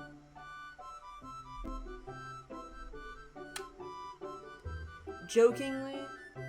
I swear to God, if you say Okay. I have an idea. No. I don't have an idea. Mm-hmm. Put your hand down. Put your hand down. Mm-hmm. Everybody... I feel like everybody should watch the Monogatari anime. Yeah, everybody definitely. should watch It's it. a good slice of life. It's so good. It's so wholesome. It's one of the most wholesome things. I love it so much. And like it's the one shoujo like manga overall that guys are constantly like, I like this one. Oh yeah, no, yeah, it's. I like this one. Mm-hmm. But it's probably because like it's. No, guys, this shoujo's really good. Yeah, it's a shoujo where the main guy isn't like extremely supermodel hot. It's so cute. It's like relatable. It's so cute. It's also from like it's the guys. It's from the guy's perspective too. Also, I like how like there's attempts at drama and then immediately it's like, no, we love each other too much. Why would there be drama? Yeah, like it gets rid of like the not necessarily the bad thing, but like the stereotypical thing from a shoujo. Like a drama will come up and it's like, oh boy, here we go, and it's resolved within the episode. Yeah. Like, no, it's okay, I love you. It's like, oh, okay, shit, it's I love like, you too. Yeah, like there's no like sense of urgency, and that's what makes it good. like the biggest conflict in the show is the beach episode where he chastises like, no, everybody goes to the beach for swimming. You go to the beach for fun and hanging out and doing swimming. You don't go to the beach to oogle girls. No, you go there for swimming. And then his girlfriend comes along to the beach. He's like, oh no, girl hot. No, beaches for swimming. That anime was good. The anime and the manga, they're both. Yeah, everybody should experience Monogatari in some form. I mean, and also at the same level, Wotoko is like so relatable. You should also watch or read Wotoko. Mm-hmm. But nah, I chose Bokurano because like I really like that style of like manga. It's like it's like Inio Asano style where everyone is shitty. Everyone's like it shows asshole. Like the disgusting nature of humanity.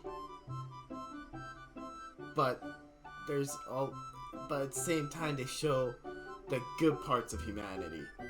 And it's so bright and good when they show that part. It's like you can't forgive like all the negative parts.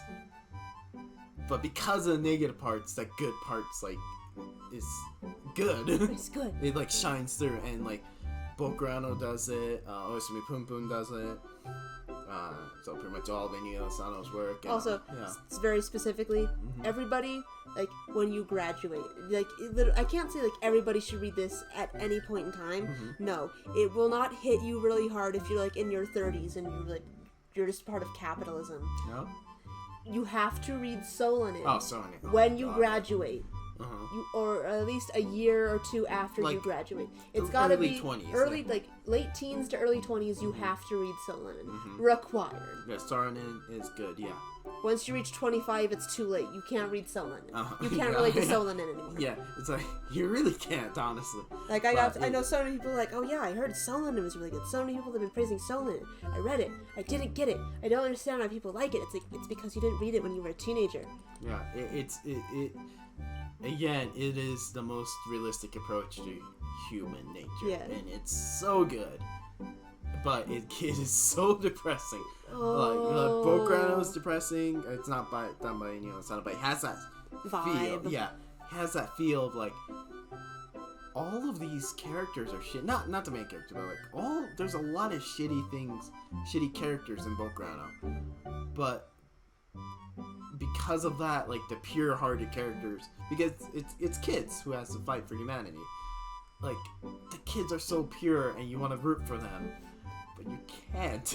You can't because of the nature of what that show is.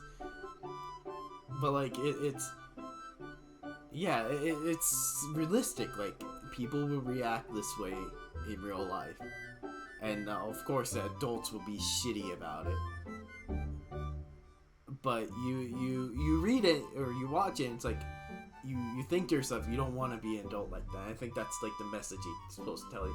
Same with but like you read it, it's like you don't want to be that kind of adult. You don't like.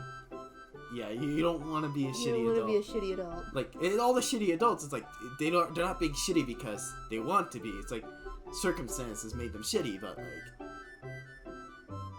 as a character in that book, they can't like do anything about it. But as someone who sees it, it's like if we're in this situation, we could think to ourselves, do not do this. And that's what I like. That's what you like. Yeah. Alright. What is an anime you regret watching? Elfen Lied. I'm gonna be honest. Elfen Lied ruined a lot of like friendships. Friendships? Yeah, like so I don't know about the girls' side of the high school group, but the guys' side, everyone was really horny for Elfen Lied. It's like the girls' side, we were just feral for it. We're like, yeah, fuck him up, like, Lucy. Yeah, but like, yeah. I regret watching it. I like watching it because it's edgy. Like, all the girls were literally watching it. It's like, I love it because it's edgy and it's full of blood. Yeah. At least you guys were honest about it. The guys were like, we like it because it's intellectual. It's like, intellectual. Is it? Is it? No, it's not. It's absolute. As someone who's read the manga, Elfen Lied is not intellectual. Like, it's a comedy. I didn't like it, but I hated the people who were trying to like make excuses to like it. It's like be okay with naked girls killing each other. Like, you were watching it for the titty. Don't lie to me. Yeah. But a lot of the guys didn't trying to hide it. And I don't like it, so I regret watching it. An anime that I watched the whole thing through, and I don't understand why I made myself do that. Because like nowadays, if I watch an anime I don't like, I'll just drop it and I won't return to it, and it'll just become dust in the back of my mind. I won't even. But there was a period of time where I would just watch whatever the fuck I wanted, and I would watch the whole thing because, oh my god, dedication, you gotta watch all the anime. Fucking Speedgrapher. Oh yeah, no, the anime's awesome. Bad. Yeah. Speedgrapher, nothing about that anime was good. Yeah. I wasted several days marathoning Speedgrapher. It tried to pretend like it's either Ghost in the Shell or Cowboy Bebop, but it didn't have the directorial flair. Like I can't remember very specifically what made it bad. Like specifically, I can go and I can find the live journal post I wrote about Speedgrapher and re-experience Speedgrapher and be like, girl, why did you put yourself through that? All I remember is that I fucking hated it.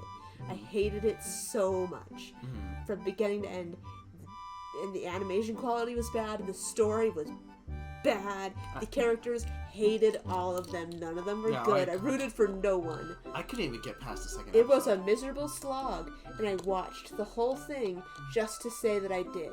And these days, I would never fucking do that. Yeah, it was an awful show. Like, I understand it's like, you know, it's a show that I would be interested in, like with the just with the concept, because again, showing the disgusting nature of humanity.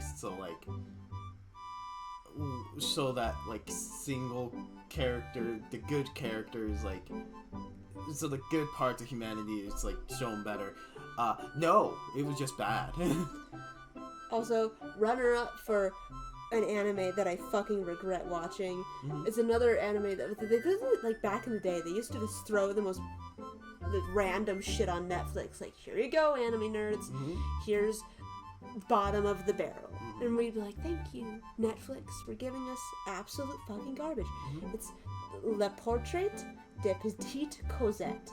Oh, but you didn't like Cosette? I fucking hated it. Wait, is that the one I'm thinking of? It's the one where this guy, he inherits his, like, family, like, antique store. And there's a bunch of shit in this antique store that belonged to this girl who was murdered. Never mind, I was thinking of some other different anime. And... I'm sorry, I was thinking something else. And all of, like, her belongings witnessed her murder. Her belongings, her inanimate object belongings that she loved, witnessed her murder. And by doing so, gained a soul, became sentient and also evil. And they start haunting his fucking antique shop and trying to kill him. And the thing that makes it really, really bad is that Cosette, this little girl, appears before him as a specter, and she's like, I need you to satiate the spirits of my precious artifacts. I need you to, like, you know, cast out these evil spirits. And to do that, you're gonna become a monster. You're becoming like a werewolf man, and you're gonna fight all of my like my dresser drawer and like my dolls and shit. And also, I'm going to appear naked in every scene I'm in. It's like, cool. Art. Yeah. Excuse to show small girl nude. Art. Okay. Alright. Hey, I fucking hated it. Yeah, okay. Next. You get all these fucking they should have ordered these questions differently. You get to have one anime character as a waifu husbando in real life. Who do you choose? One. Just one? Just one. Monogamy now.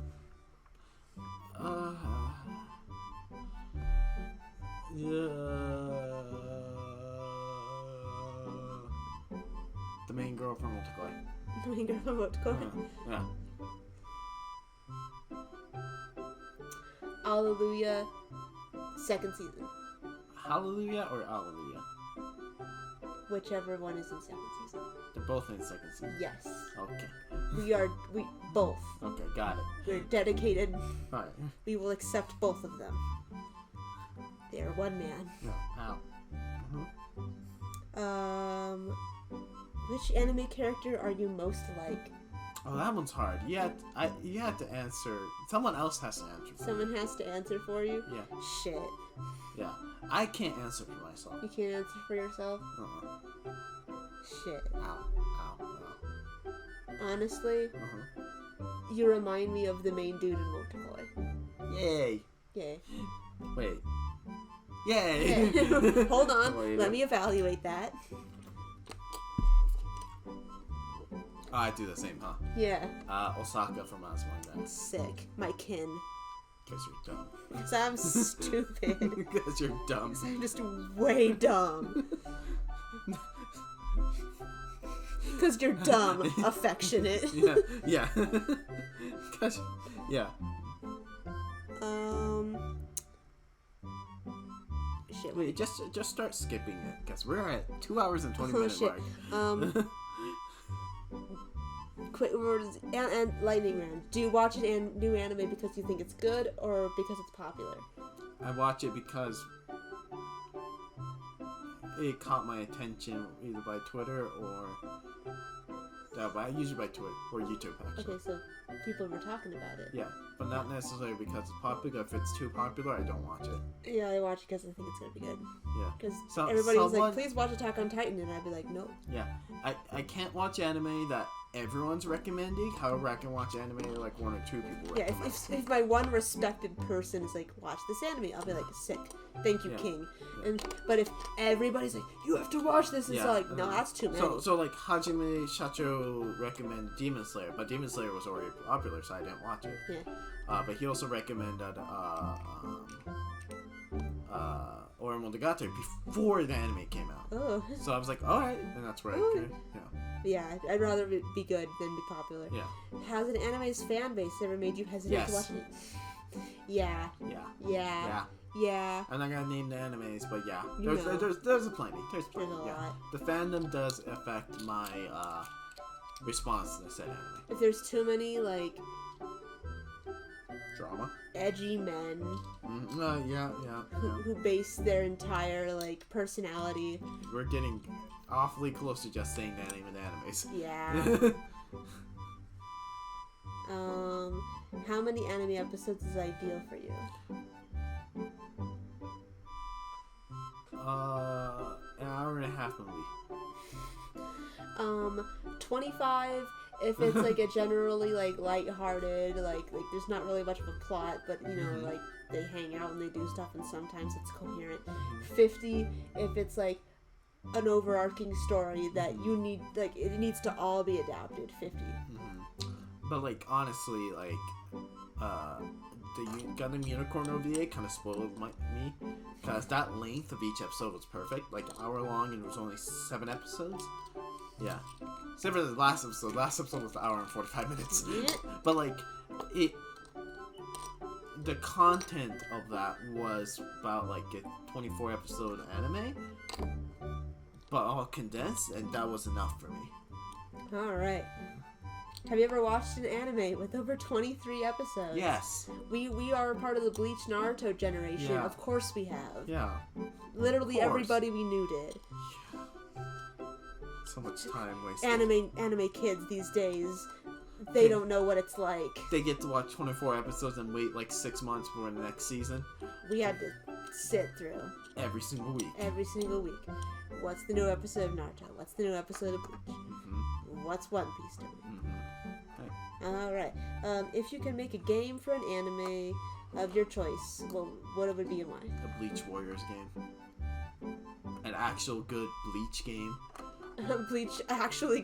Bleach deserves a good game. But like a hack and slash Bleach game, yeah. Bleach. Bleach. I want... yeah, Bleach. Warriors. I would like a Bleach Warriors game.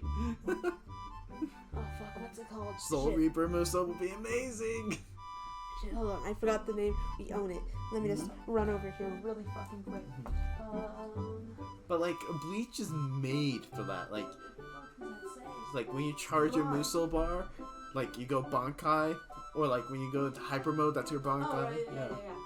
I want a horror game, very specifically. Horror game based on Shiki. Okay, Shiki. I want to be morally conflicted while also being pants shittingly scared. Okay. Have you played the game Siren? No. Because that is pretty much Shiki. Yay. Have you ever watched... would you watch an anime as a 100%? Yes, we would. Have you ever watched an anime only because you liked a specific character?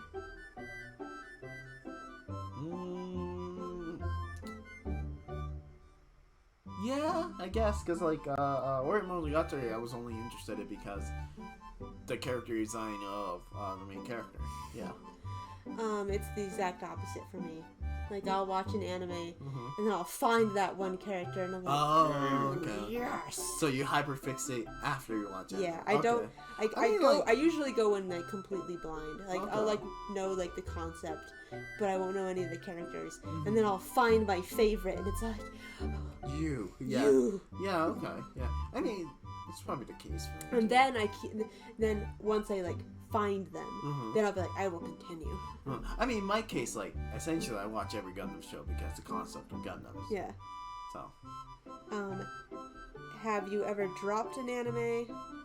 And if so, why? Oh god, yes, I've dropped Speed Grapher before because for some reason we talked about it.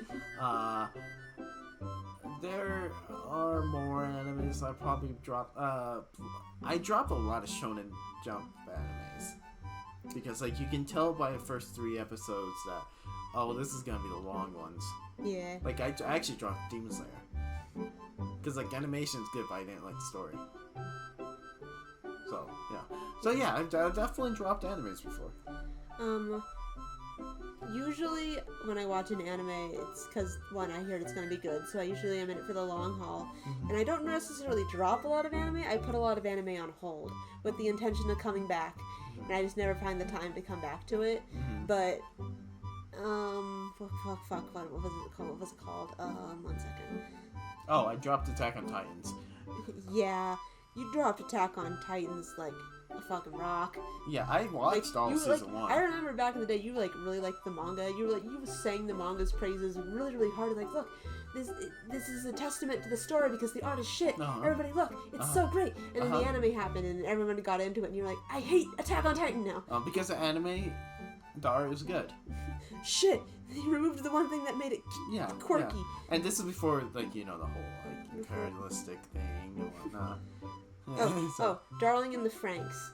I remember we watched the first episode and we're like, this looks so cool! Uh-huh. And like we were like really hyped because the mechs looked cool, the fights looked cool, they punched the shit out of like a giant like fucking kaiju or whatever the fuck. Like, yeah, this looks so cool! And then the second episode happened and we're like, this isn't cool anymore. We dropped it like a stone. We dropped Darling, yeah. It's a good thing we did too. It's a good thing we did. Yeah. Because even Trigger dropped it. Trigger's like, that's not ours. If the anime is the one that drops the ball. Yeah, I don't know. Does it count? I mean, because like once the anime came out, I stopped reading the manga. So, yeah. You dropped it. Yeah, I did. If you drop it, you drop it. Yeah. But like, so there's like, well, even Demon Slayer, I didn't like read the manga to begin with because I didn't like the art style at the time. And yeah. So yeah, it's like yeah. And also like when the anime was coming out, the manga was also in a weird like downward arc for Attack on Titan, so like it wasn't as exciting. Yeah, so okay. Oh no, this one's alright, so we're like 4 questions away from the end. Okay, alright. In your opinion, what makes a good anime? Just anime in general. Obviously story, the pacing of the said story, the usage of the music. So the soundtrack is really important to me because you can mask bad pacing with music at least. I guess the important part is not actually the animation itself, it's the music. For me, the music is really important. How good are you at emotionally manipulating people? Mm-hmm. How many psychologists have you brought on to your fucking like outfit to explain how best to make someone care and emotionally manipulate them? Mm-hmm. Every anime, this got to be a new job. Mm-hmm. This has got to be a new job. People got to start offering like majoring in college is someone who is like a branch of psychology, but it's only for entertainment. And it's all like, okay, I know. Well, that's just be marketing. Yes, but like for anime, just anime. Like someone who knows, who has their pulse, like their fingers right on the pulse of like the exact formula, and being able to like integrate it seamlessly. Because once people realize they're being manipulated, they'll realize they're being manipulated. Yeah. They gotta be like the absolute fucking puppet masters. You gotta get a puppet master in there. You gotta have somebody who's all like, okay, we need a cute girl character, but not too cute. And we gotta like the perfect like soup of like, okay, you gotta have a cute character who's like one part motherly, one part a child who you want to care for so bad. Titty. So, like, when they put that much effort into anime, I stopped caring for that anime. Oh, I care. Like, Domestic Girlfriend, or that era when they introduced, like, a shit ton of those kind of animes, where they put a lot of effort into the characterization, but not the story, I dropped those animes. Because you could tell these characters are interesting, but the story doesn't go with the characters. Like, I want the story to build the characters, you know? No, I'm all there for the motherfuckers. Makes sense.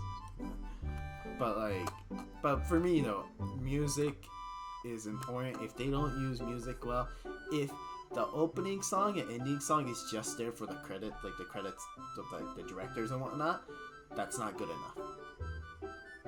I hate skipping openings and endings on Netflix, but if a show allows me to skip it without any consequences, that's not good for me.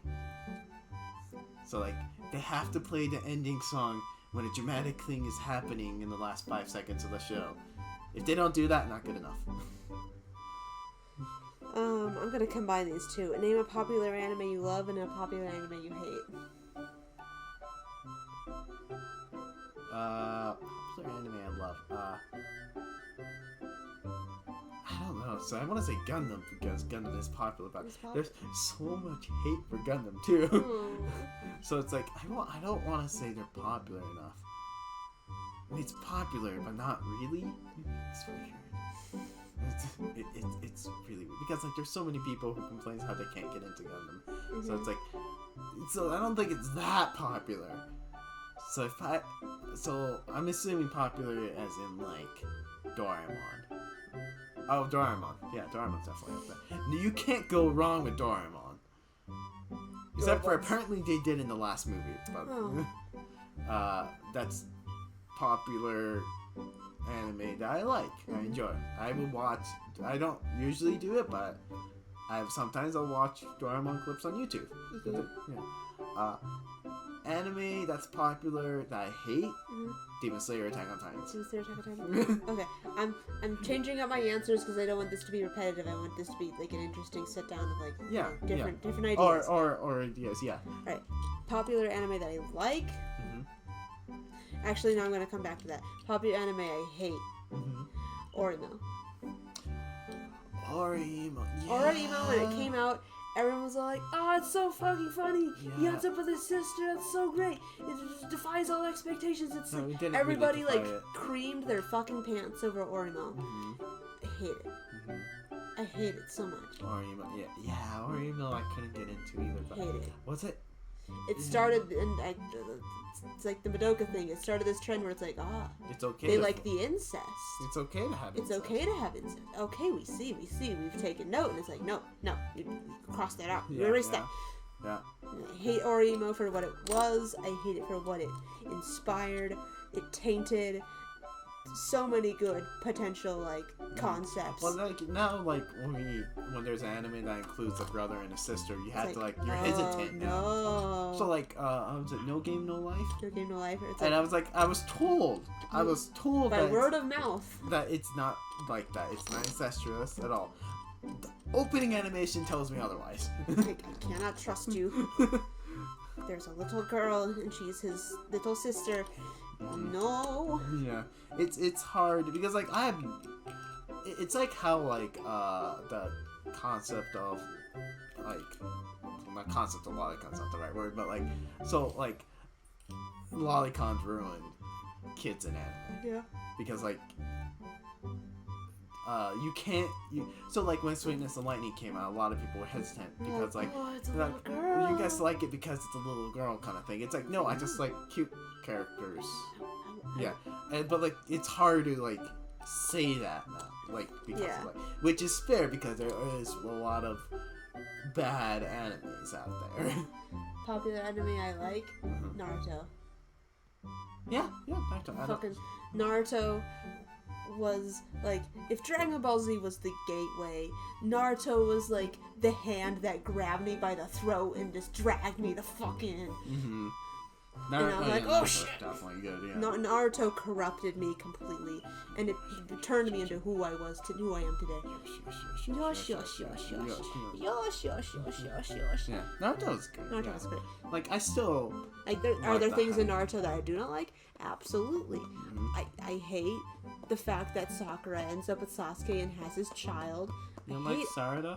No. Okay, that's fair. See, like, there are concepts in Naruto that I do not like, but overall Naruto, gotta respect it and love it. Like, I know a lot of people complain a lot about, like, the whole, Kishimoto can't write women. I gotta be honest, no, there's a lot of Shonen Jump authors that, I don't think it's not the fact they don't know how to write women. Women's. It just Japanese society is fucking weird. They're pretty sexist.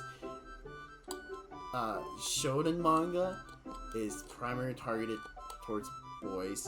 Shoujo manga is targeted towards girls. They're not required to write female characters in shonen. It is a really sexist system. Oh yeah, Boruto. Yeah. Different thing. It's not like Boruto, like the first Boruto movie. That was just pure pandering. Fine. I liked it. It was a lot of fan service. The Boruto anime. No, we don't discuss it. It doesn't exist. It's but not Naruto. Yeah, but like, so like go back to shoujo thing. No one's asking the shoujo no one's asking shoujo authors to write boys well in those. Oh, and boys are not. Boys are not written well in shoujo mangas at all. There's so many like bastards in shoujo. Like it's like he's a fucker. But like it's not necessarily the author sucks at writing the opposite gender. It's just the magazine that they're sold in aren't required. No, girls, you can take this absolute piece of shit motherfucker bastard and you can change him. That's why I like Twitter manga, because Twitter manga is not in a shonen or shoujo. Sure, the style might be shonen shoujo, but Twitter manga is targeted towards everyone reading it. Yeah. So like, there's some badly written ones, obviously, but there's a good one mixed in.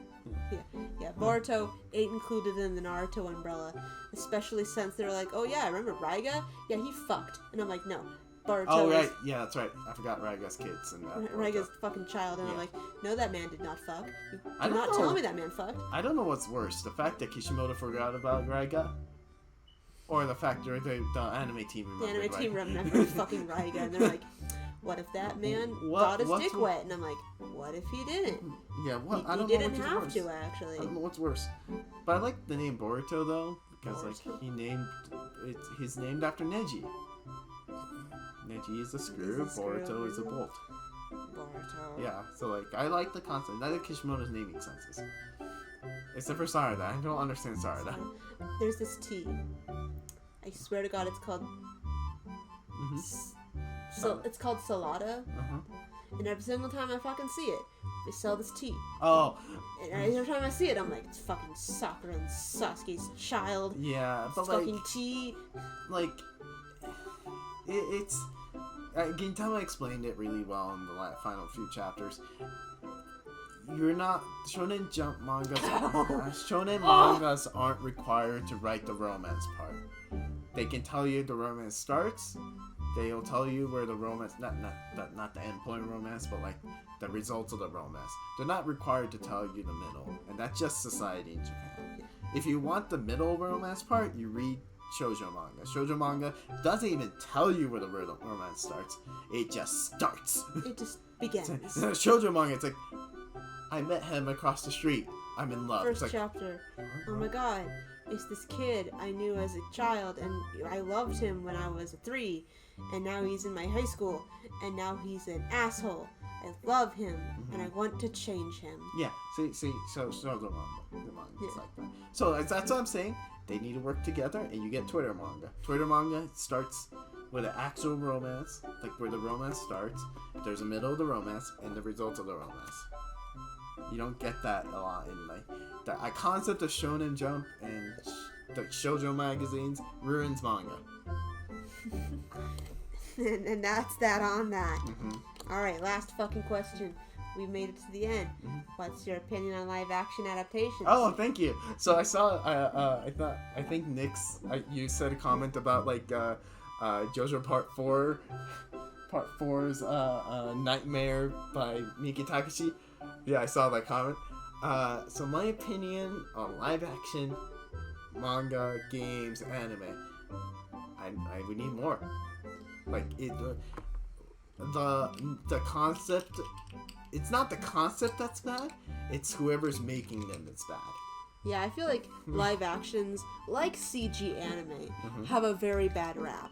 People think like, oh, we're making a live adaptation of this thing, and immediately people are like, boo, boo, you whore, we hate your hole, and then, like, but it's all like, you realize that there have been some good live action adaptations. There have been some absolutely quality live action adaptations, and some that were middle of the road that were okay.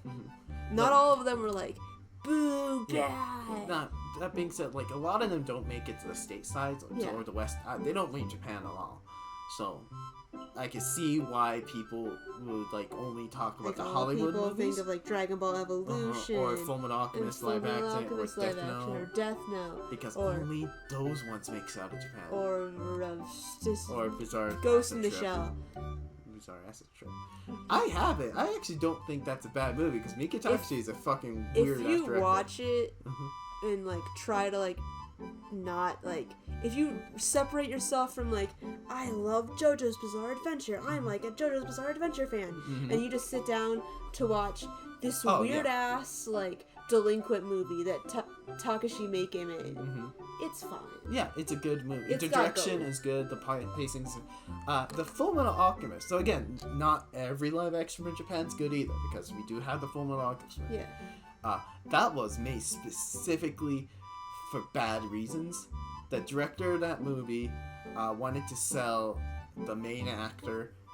He wanted a script that fits the main actor.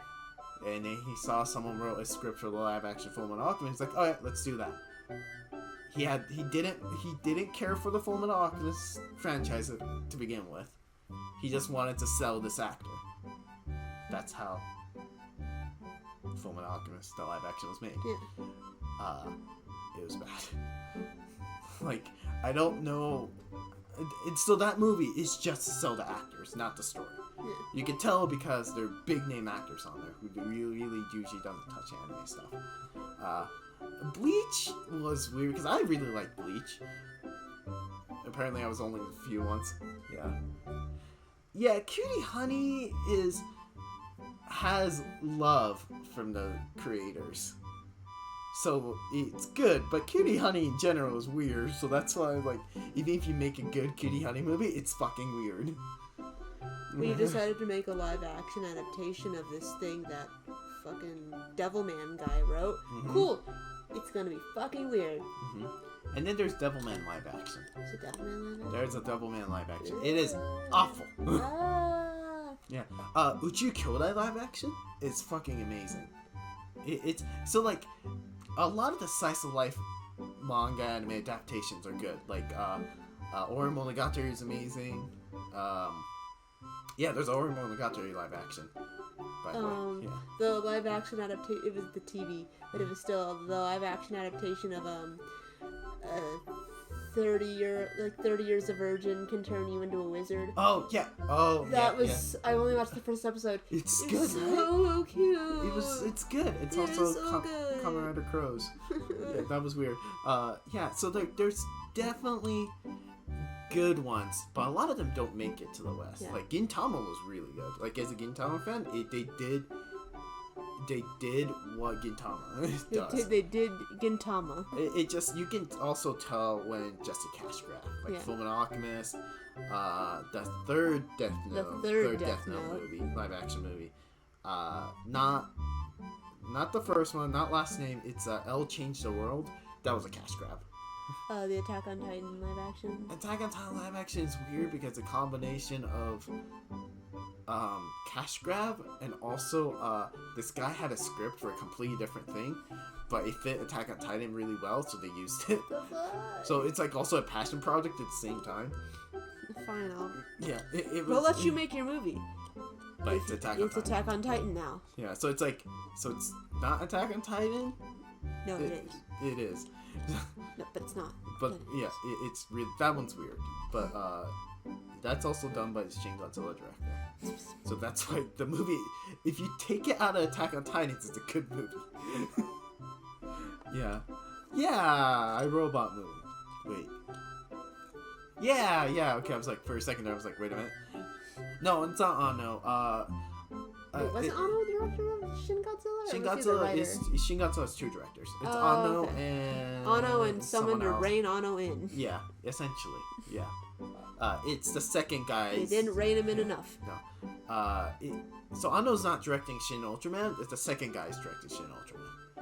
Anno's producing it. Oh, he's producing it. Yeah, it's weird. It's really complicated, that team. But yeah, it's technically the same team as Shin Godzilla. So I think they don't need to stop making live action anime. No, absolutely. But like everything, there's gonna be people just doing it for cash grabs. Yeah. Like it's like Full Metal Alchemist. So like Rurouni Kenshin, like we're not ignoring. It's hard to ignore the fact, but ignoring the fact like Watsuki is a piece of shit. Those movies has a production values like insane. As an adaptation of a work. It is good. It is good. Like the stunt work. The actual like fight choreography in those movies. Yeah, it's amazing. It's the best I've ever seen. Yeah, and like honestly, as someone who read the manga and then watched the anime, the only thing that's Rurouni Kenshin in that is the characters and the story, like the story beats. That's it. Because like they made it work for a live action. So it's really I'm more positive about live action than negative. It's just I wish more of the positive ones makes it to the US. Also, if it makes anybody feel better, didn't we like buy it bootlegged twice? Yeah, I bought. No. We bought it. Oh, I did. Yeah, I did buy it twice. Yeah. We bought it twice bootlegged. Yeah, once for me. Once individually, we bought it like individual DVDs from this like Chinese bootlegging company. And then I bought it second time for my mom because she really likes the actor. In the box set. Yeah. From also, the same Chinese bootlegging company. Yeah, I also like the actor too. I like Sato Takeru. We consumed it in the most moral way we possibly could. Like giving money to Chinese bootleggers. And also, like, I know a lot of people's like, if you want to support the work, buy the original. Japan's weird with like royalties. If it's especially for manga related works, they're not gonna get paid for Blu-ray sales. The manga artists do not get paid for Blu-ray sales. They get paid to use the work, and that's it. And they don't get even like. It's one-time payment. It's not like if this makes this much money, you'll get this much money too. It's like no, it's just one-time payment. So if you want to, we know this because the Gintama man said so. Yeah. So if you want to support a manga artist for liking like live action or anime, buy the original manga directly. Yeah. Also, Japan doesn't let me give them money too because they don't let me. They don't like it. They don't like it. Yeah. But no, like I hype hopes for live action movies, so I've seen a lot of good ones. Kingdom was good. Like, there's good live action, but all everybody talks about is just bad ones. Like every single time there was a bad one, it was so bad. Yeah, well again, like they don't talk about newer bad ones. Stop. Like every year they make a live action. Like there's a live action of I Want to Eat Your Pancreas. And that one's good. There's a live action. Baby. Oh, okay. Yeah. No lost sell if I literally cannot buy. Exactly. There's also that. That's why piracy. Yeah. I want to say like I'm not. So I am. Alita was rad as fuck. Oh yeah. Like I'm not saying like piracy is good, but I also aren't against it if it's like the only choice you Hey, have. if that's what you gotta do, I'm not gonna like come over your house and beat you up for it. Exactly. And if it's that's like, the situation you're in, that's the situation you're in. also, the copyright reason from Japan to America prevents a lot of anime from getting here in the first place. Yeah. Sometimes that's the only way you can consume it. Like tokusatsu stuff. Yeah. If I would pay, I want to pay, but I can't pay. Yeah. What was it like? There was like a live stream where it's like, we all know why you're here. Yeah. We all know how you got into Kamen Rider. I've seen the meme where it's like Back to the Future. It's like, oh, I've seen this before. What do you mean? It's the first time we're showing it. Maybe. Yeah. So, yeah, I wish. And so, like, every time someone's like, oh, Dragon Ball Evolution was bad, so live action anime was bad, I point towards Alita, I point towards Death Note, the original Death Note, I point towards... There's Edge of Tomorrow is pretty fucking... Okay. It's based off a light novel. Yeah. Edge of Tomorrow is good. I liked it. I really liked Edge of Tomorrow with Tom Cruise. I also liked the original novel. I always, like, throws me off when it's, like, together. It's like, right, Edge of Tomorrow is an adaptation of a manga / light novel. That's right. Yeah, but like, see, that one was good for a Hollywood one. Yeah. It also helped that nobody fucking knew what it was. Yeah, no one knew. No one knew Edge of Tomorrow. Like, I liked it though. I like the concept. Yeah, that's not anime. No, yeah, it's. That's why it's a adaptation rather than like a live action remake or live action anime. You know? Stop! There goes my red watches. There they go. Yeah. So that's what I'm saying. If Death Note, I think the like Netflix Death Note. Baby. Okay. Sorry. Yeah. But yeah, that's why I'm saying, like, if the live-action Netflix Death Note went more further in, like, being adaptation than, like, legitimate just remake, I think it would have been a lot better. Like, there was too much of the original Death Note left in, you know, to differentiate itself. Same with Dragon Ball. Dragon Ball probably would have done a lot better if it's like, this is a journey to the West by white people, rather than like, we're gonna make this Dragon Ball. Like they yeah, it's, if you're not gonna go 100%, just leave like 10%. You know. Yeah, adaptation, not translation. That's why Edge of Tomorrow, since it went like, it took the original concept and expanded upon it, and then changed the setting a little bit. I think that's a good adaptation.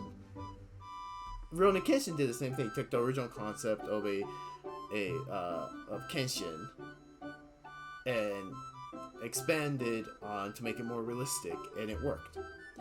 And same with the original Death Note trilogy, except for the last, again, the L movie was a cash grab. But that one didn't expand on it, but they did make it realistic, so it worked. If you're gonna talk about other ones, like Fullmetal Alchemist didn't, because they went with the Fullmetal Alchemist theme. They didn't understand it, didn't expand upon it, and they only used it to sell the actors. Yeah, it was a vehicle for these hot guys. Yeah, they weren't even that hot.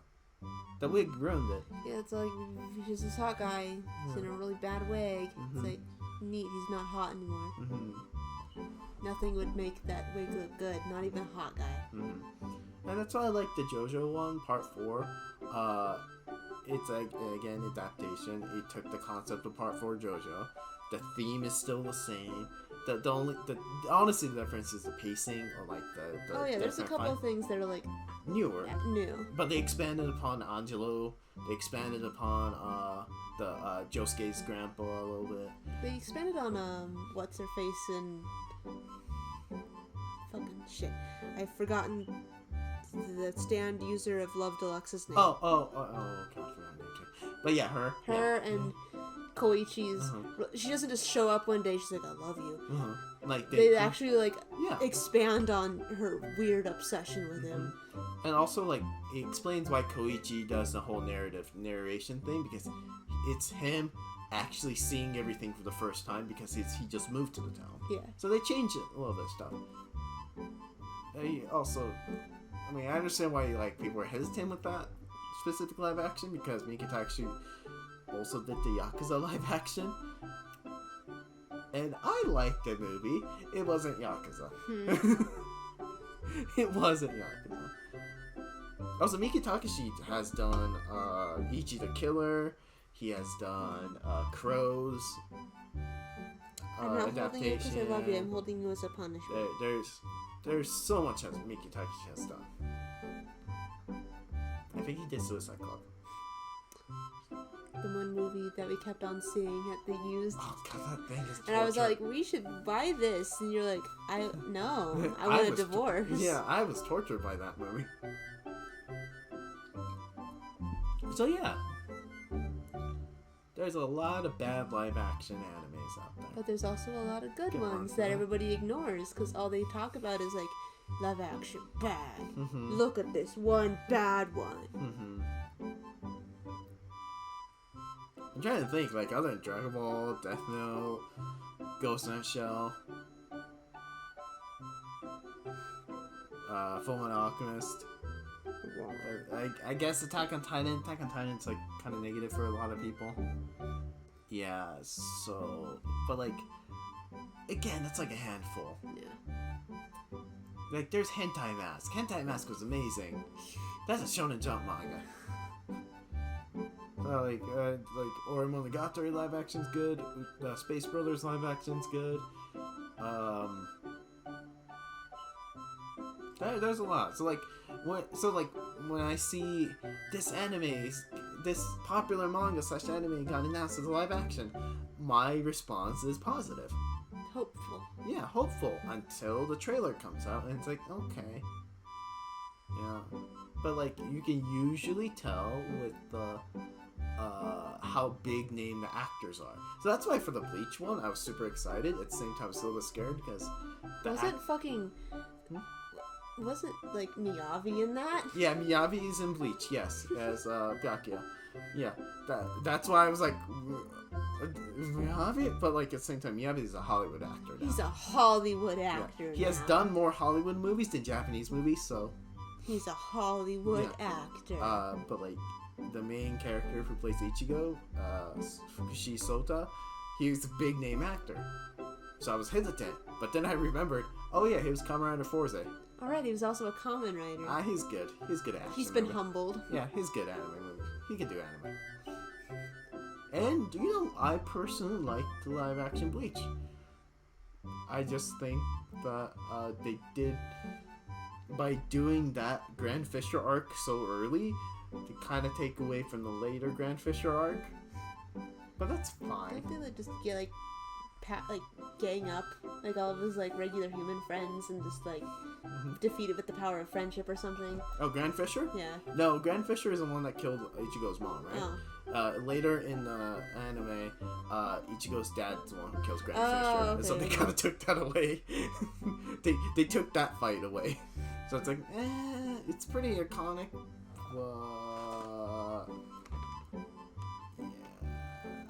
Yeah, you know. Yeah. So if they announce Bleach 2, which they will, because the way they announced it, and because of copyright and stuff. They're contractually obligated to. And no one's gotten arrested in that movie yet. Nobody's smoked a weed before. In that movie. I think Bleach 2 will happen.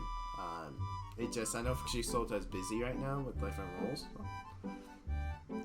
So they probably don't have time to fit it in the schedule, but if they can, they will. They will do... Hope nobody thinks about marijuana. Oh my god. Or getting pregnant. Or gets pregnant. Yeah. Man, Rurouni Kenshin movie got fucked, didn't it? So the Rurouni Kenshin original trilogy came out, right?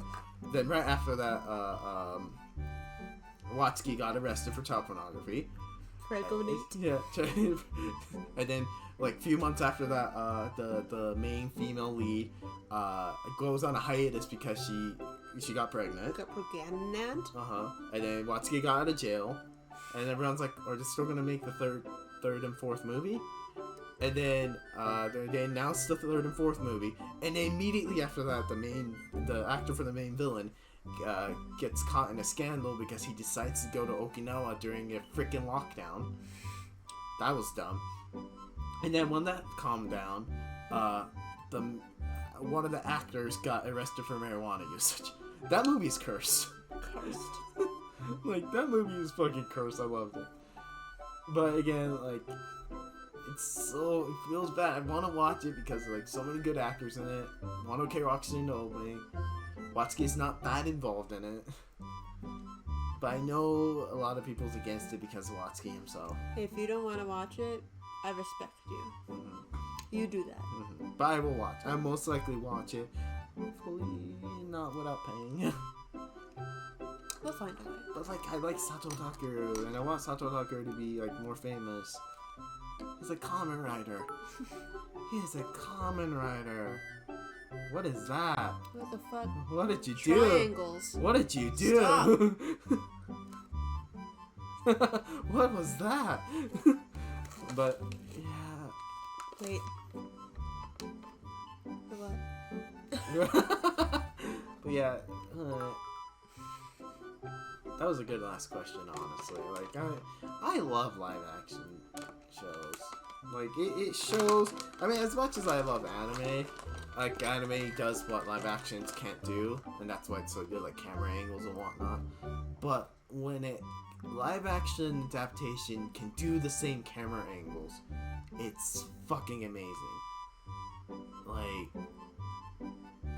I'm trying to think, like. So, what is your favorite live action movie? Live action anime adaptation movie? I don't watch a lot. Out of all the ones we watched, I mean, Rurouni Kenshin probably is the best. is probably like what all live actions should aspire to be. Mm-hmm. It adds just enough to be like its own thing, but also walks the line of just being like straight up, just like, we're gonna take all the best parts. And also, like I said, they made a deal with the devil, and the devil was all like, cool, I'm gonna curse the shit out of your set, you're gonna have the greatest sword fights known to man. But also, it's gonna be plagued with problems. And they're like, alright, devil. Alright, devil. Well, like, it's good. It didn't, like, you didn't watch the anime version. No, I never watched the anime of Rurouni Kenshin. I've never read the manga either. Right? But like, it's still enjoyable. Through osmosis, I know what Rurouni Kenshin is. But like, so it's still an enjoyable movie just with that. Yeah. And, like, you don't need any additional knowledge. You don't need to know, like, the backstory of the characters before going in. I think Gintama was a little bit hard, because Gintama, you kind of... Gintama, you gotta just do it. Mm-hmm. Even though they did the intro, like, pretty well for each character. It's like, haha, this is funny. Mm-hmm. Don't know who any of you are. Yeah. There's a lot of in-jokes here. I'm not... Mm-hmm. They're all going over my head. Mm-hmm. But they're funny. Mm-hmm. And also JoJo Part 4 kind of required to know who Jotaro is, even though they explained it pretty well. They explained it pretty well, but you kind of have to know who Jotaro is, but also you aren't... It's not... The enjoyment of Part 4 does not hinge on you knowing who Jotaro is. Mm-hmm. It's not... It makes a lot more sense if you know who Jotaro is, but also, it's not a requirement. Mm-hmm. But, like, He's just Josuke's weird nephew. Mm-hmm. Mm-hmm. So, like, I think that's important. Like, how well can you go into this movie without prior knowledge? Like, Alita was... Mormon missionary. Oh, perfect. That's a good way to get introduced, I guess. Oh, yeah, a lot of Mormons are weebs. Yeah, they are. That was the guy who came into our house. Because we invited him in. Yeah. And, like, he looked at all the Gundam. I was like, oh, fuck, those are so cool. And then his, like, higher up was like, excuse me? It's like, I'm sorry, it's from a TV show. But yeah, it's I think that's a bit... Black Butler! I don't know how you can get into Black Butler and be Mormon. But like, okay, so speaking of Black Butler, there is a live action Black Butler. There's a live action Black Butler. It's pretty bad. It's mediocre to bad. It's pretty bad because it's a sequel to the original show, but it has a character who, so what's the main boy's name? CL? CL. So there's a character who looks like CL, but it's a girl. And Sebastian has to work with her, but the plot is from the original series, but it's a sequel. So they do the same thing, they do a lot of the same things they did in the manga / anime, but in live action, but it's a sequel. So that was bad. Although Sebastian was played by Kamen Rider Kabuto. So he was hot. Kamen Rider men. Well, of course he was required to be hot. Yeah, you had to be hot to be a Kamen Rider. To be Kamen Rider, you had to be hot to be Sebastian. Yeah. But also... The concept of having a female seal was weird. Black Butler, every single time it's like, we've made this sequel to the original, and it's anime / this adaptation only. Mm-hmm. It's original. All bad. Mm-hmm. All shit. Mm-hmm. Mm-hmm. Every single time. It's bad. Mm-hmm. They tried in the anime. Yeah, it's bad. I liked the first season. Mm-hmm. Then the first season had like an anime-only ending, and I was like, oh, this is bad, but I accept it. This was fine. Mm-hmm. And then it's all like, no, here's a sequel, and it's all like, cool, I hate everything about this, thank you. Mm-hmm. Especially the ending. I hated the ending. Mm-hmm. The ending was bad. Mm-hmm. Yeah, Black Butler was a weird series. Like, it's weird. Yes. Yeah. Oh wait, the drama? Drama as in like it was a drama, or drama as in like show, drama right? that was like a thing. Yeah. Live action Death Note. Drama. Like there's a TV show. The TV show's on Crunchyroll. It's pretty good. That one's actually It is good. a drama. Okay. Yeah. Wait. You didn't answer us. Not the drama about it. Okay. Okay. So I actually like the TV show version. It's essentially the remake of the live action movie, but it's a drama. But it's funny because that ends, and I totally forgot it's not a trilogy. The live action movie is not a trilogy; it's a quadrilogy. Quadrilogy. Because there's Death Note last name, L Change the World, and Death Note. Something like Bring Back the Light? Hold on. Turn off the light? Hold on, I'm looking it up. Death Note. Also, while you're doing that, I'm gonna revisit the spin-offs, potential anime spin-offs you want to see. I want to see Death Note, but Light either is a side character or doesn't exist. Misa's the main character. So, this movie. Oh! Death Note, Light Up the New World. Yeah, because it's Misa, the younger police officer from the first series, and trying to solve the new Kira story, which there's like 3 different Kiras. But I always want Death Note from the beginning. Oh, from Misa's point of view. Not Misa's point of view. Yeah. Misa's the main character. Oh, Light ain't shit. Light ain't there. Oh, so you just want a new story? I just want a new story. It's about Misa and her conflicting feelings for her Shinigami friend, who she's contractually obligated to be around. Who's in love with her. Who's in love with her. I want that. I want that so bad. Yeah, perspective for anyone other than Light. Yeah, or L. Honestly. But so the drama you're talking about, it's a recap. Recap's not. It's a new drama based on Death Note, right? So that ended, and then the movie got announced. Light Up the New World got announced. But the funny thing about that announcement was, this is not a movie version of the drama that ended recently. This is a movie sequel to the movie for 10 years ago. So the drama has nothing to do with the movie series. I mean, Misa gets... the act of first note. No, she still gets the same note. She still gets the same Shinigami. The Shinigami still has. I want Death Note to be a Yuri horror. Where she never meets Light. And Light never is like a relevant character. Light never gets a Death Note. They could just make it so Light is just Light's dumb. just a regular dude. I still, my favorite, like, not Doujin, but I guess, like, fan work for Death Note was, like, what if Light had, like, a little bit lower IQ?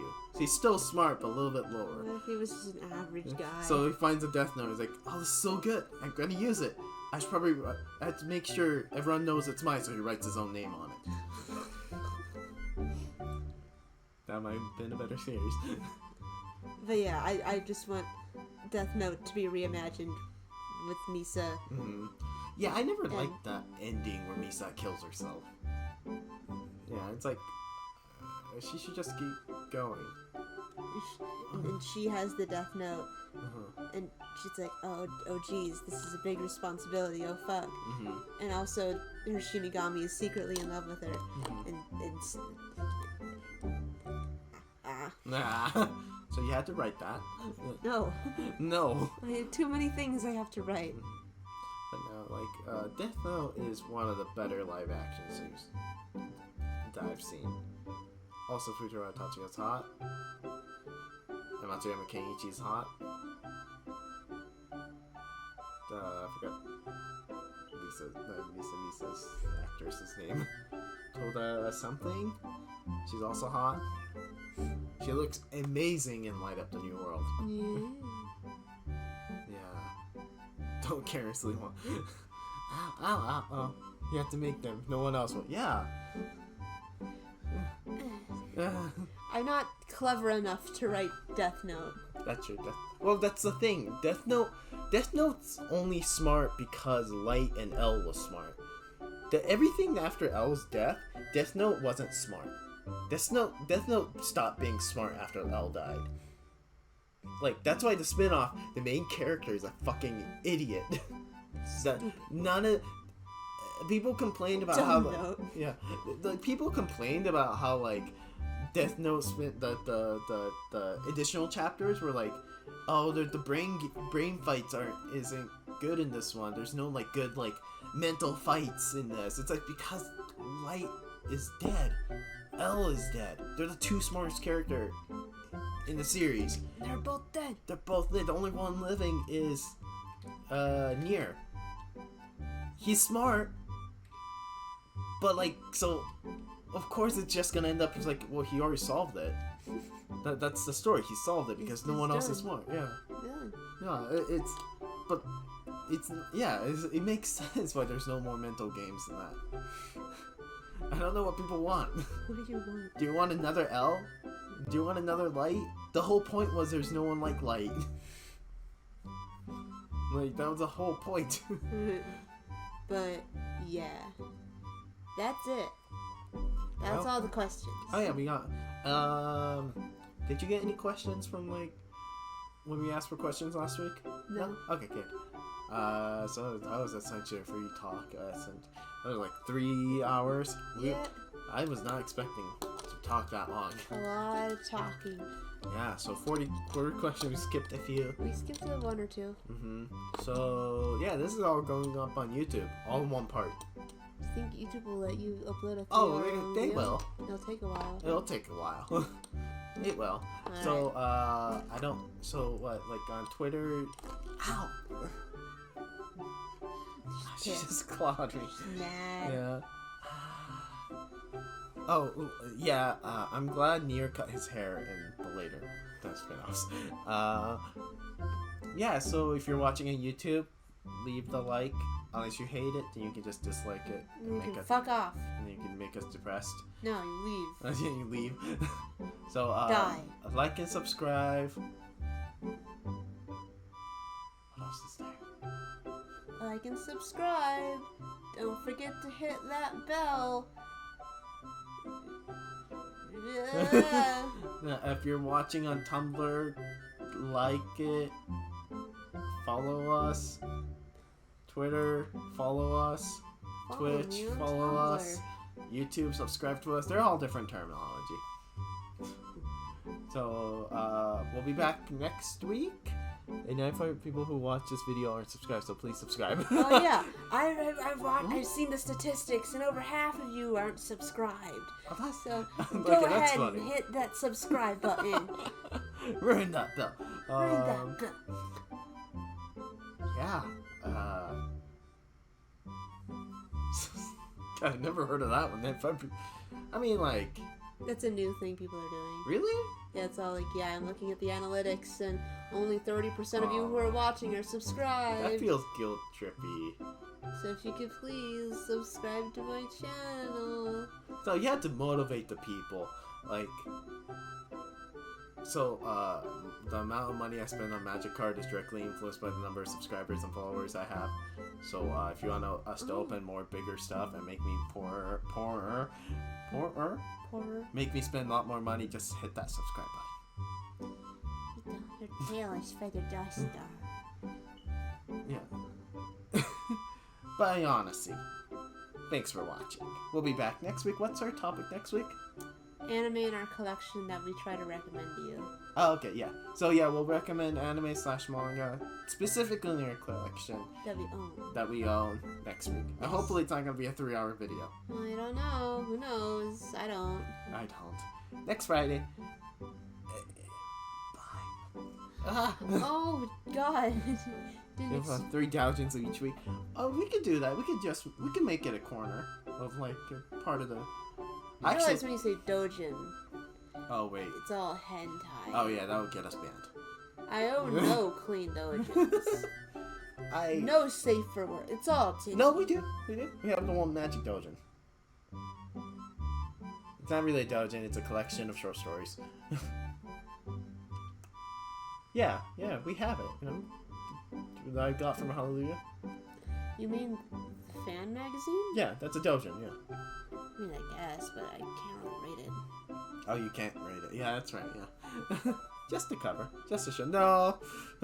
I mean, I literally do show off hentai on my regular YouTube. Do you like put like a tape on it? No, I'm just like, here's some titties, and YouTube's all like, well, you're not big enough for us to care about, so we'll just let you show off these titties. Okay.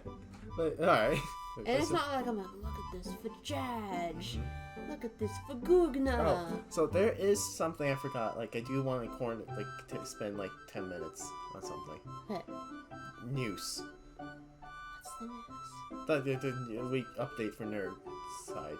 Okay, what's the news? So, there's a Redwall anime coming out. Anime? Right, Redwall anime. Cartoon coming. Cartoon? Netflix Series. show. Netflix show coming out. Super excited for that. I had more. I took notes and my notes are gone. Nice. Yeah. I'm kind of mad at that. Where'd they go? I don't know. You just deleted. Nice. Yeah. So, yeah. That's the news. Yeah. So, starting next week, part of it's gonna be like that. We're gonna do the topic of the week, and we're gonna talk about nerd news. Nerd news. Yeah. And updates on the game. There's no updates on the game this week. See how many episodes it takes to get through the whole collection. I mean, can. From a distance. Yeah. Alright, but thanks for watching. Thanks for sitting down for 3.5 hours. I'll grant it 20 minutes of levels magic. Still, that's a lot of hours. Yeah. Yeah. So we'll see you next week. Yep.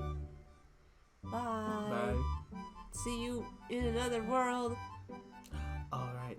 Oh. Forgot to say the name of the title.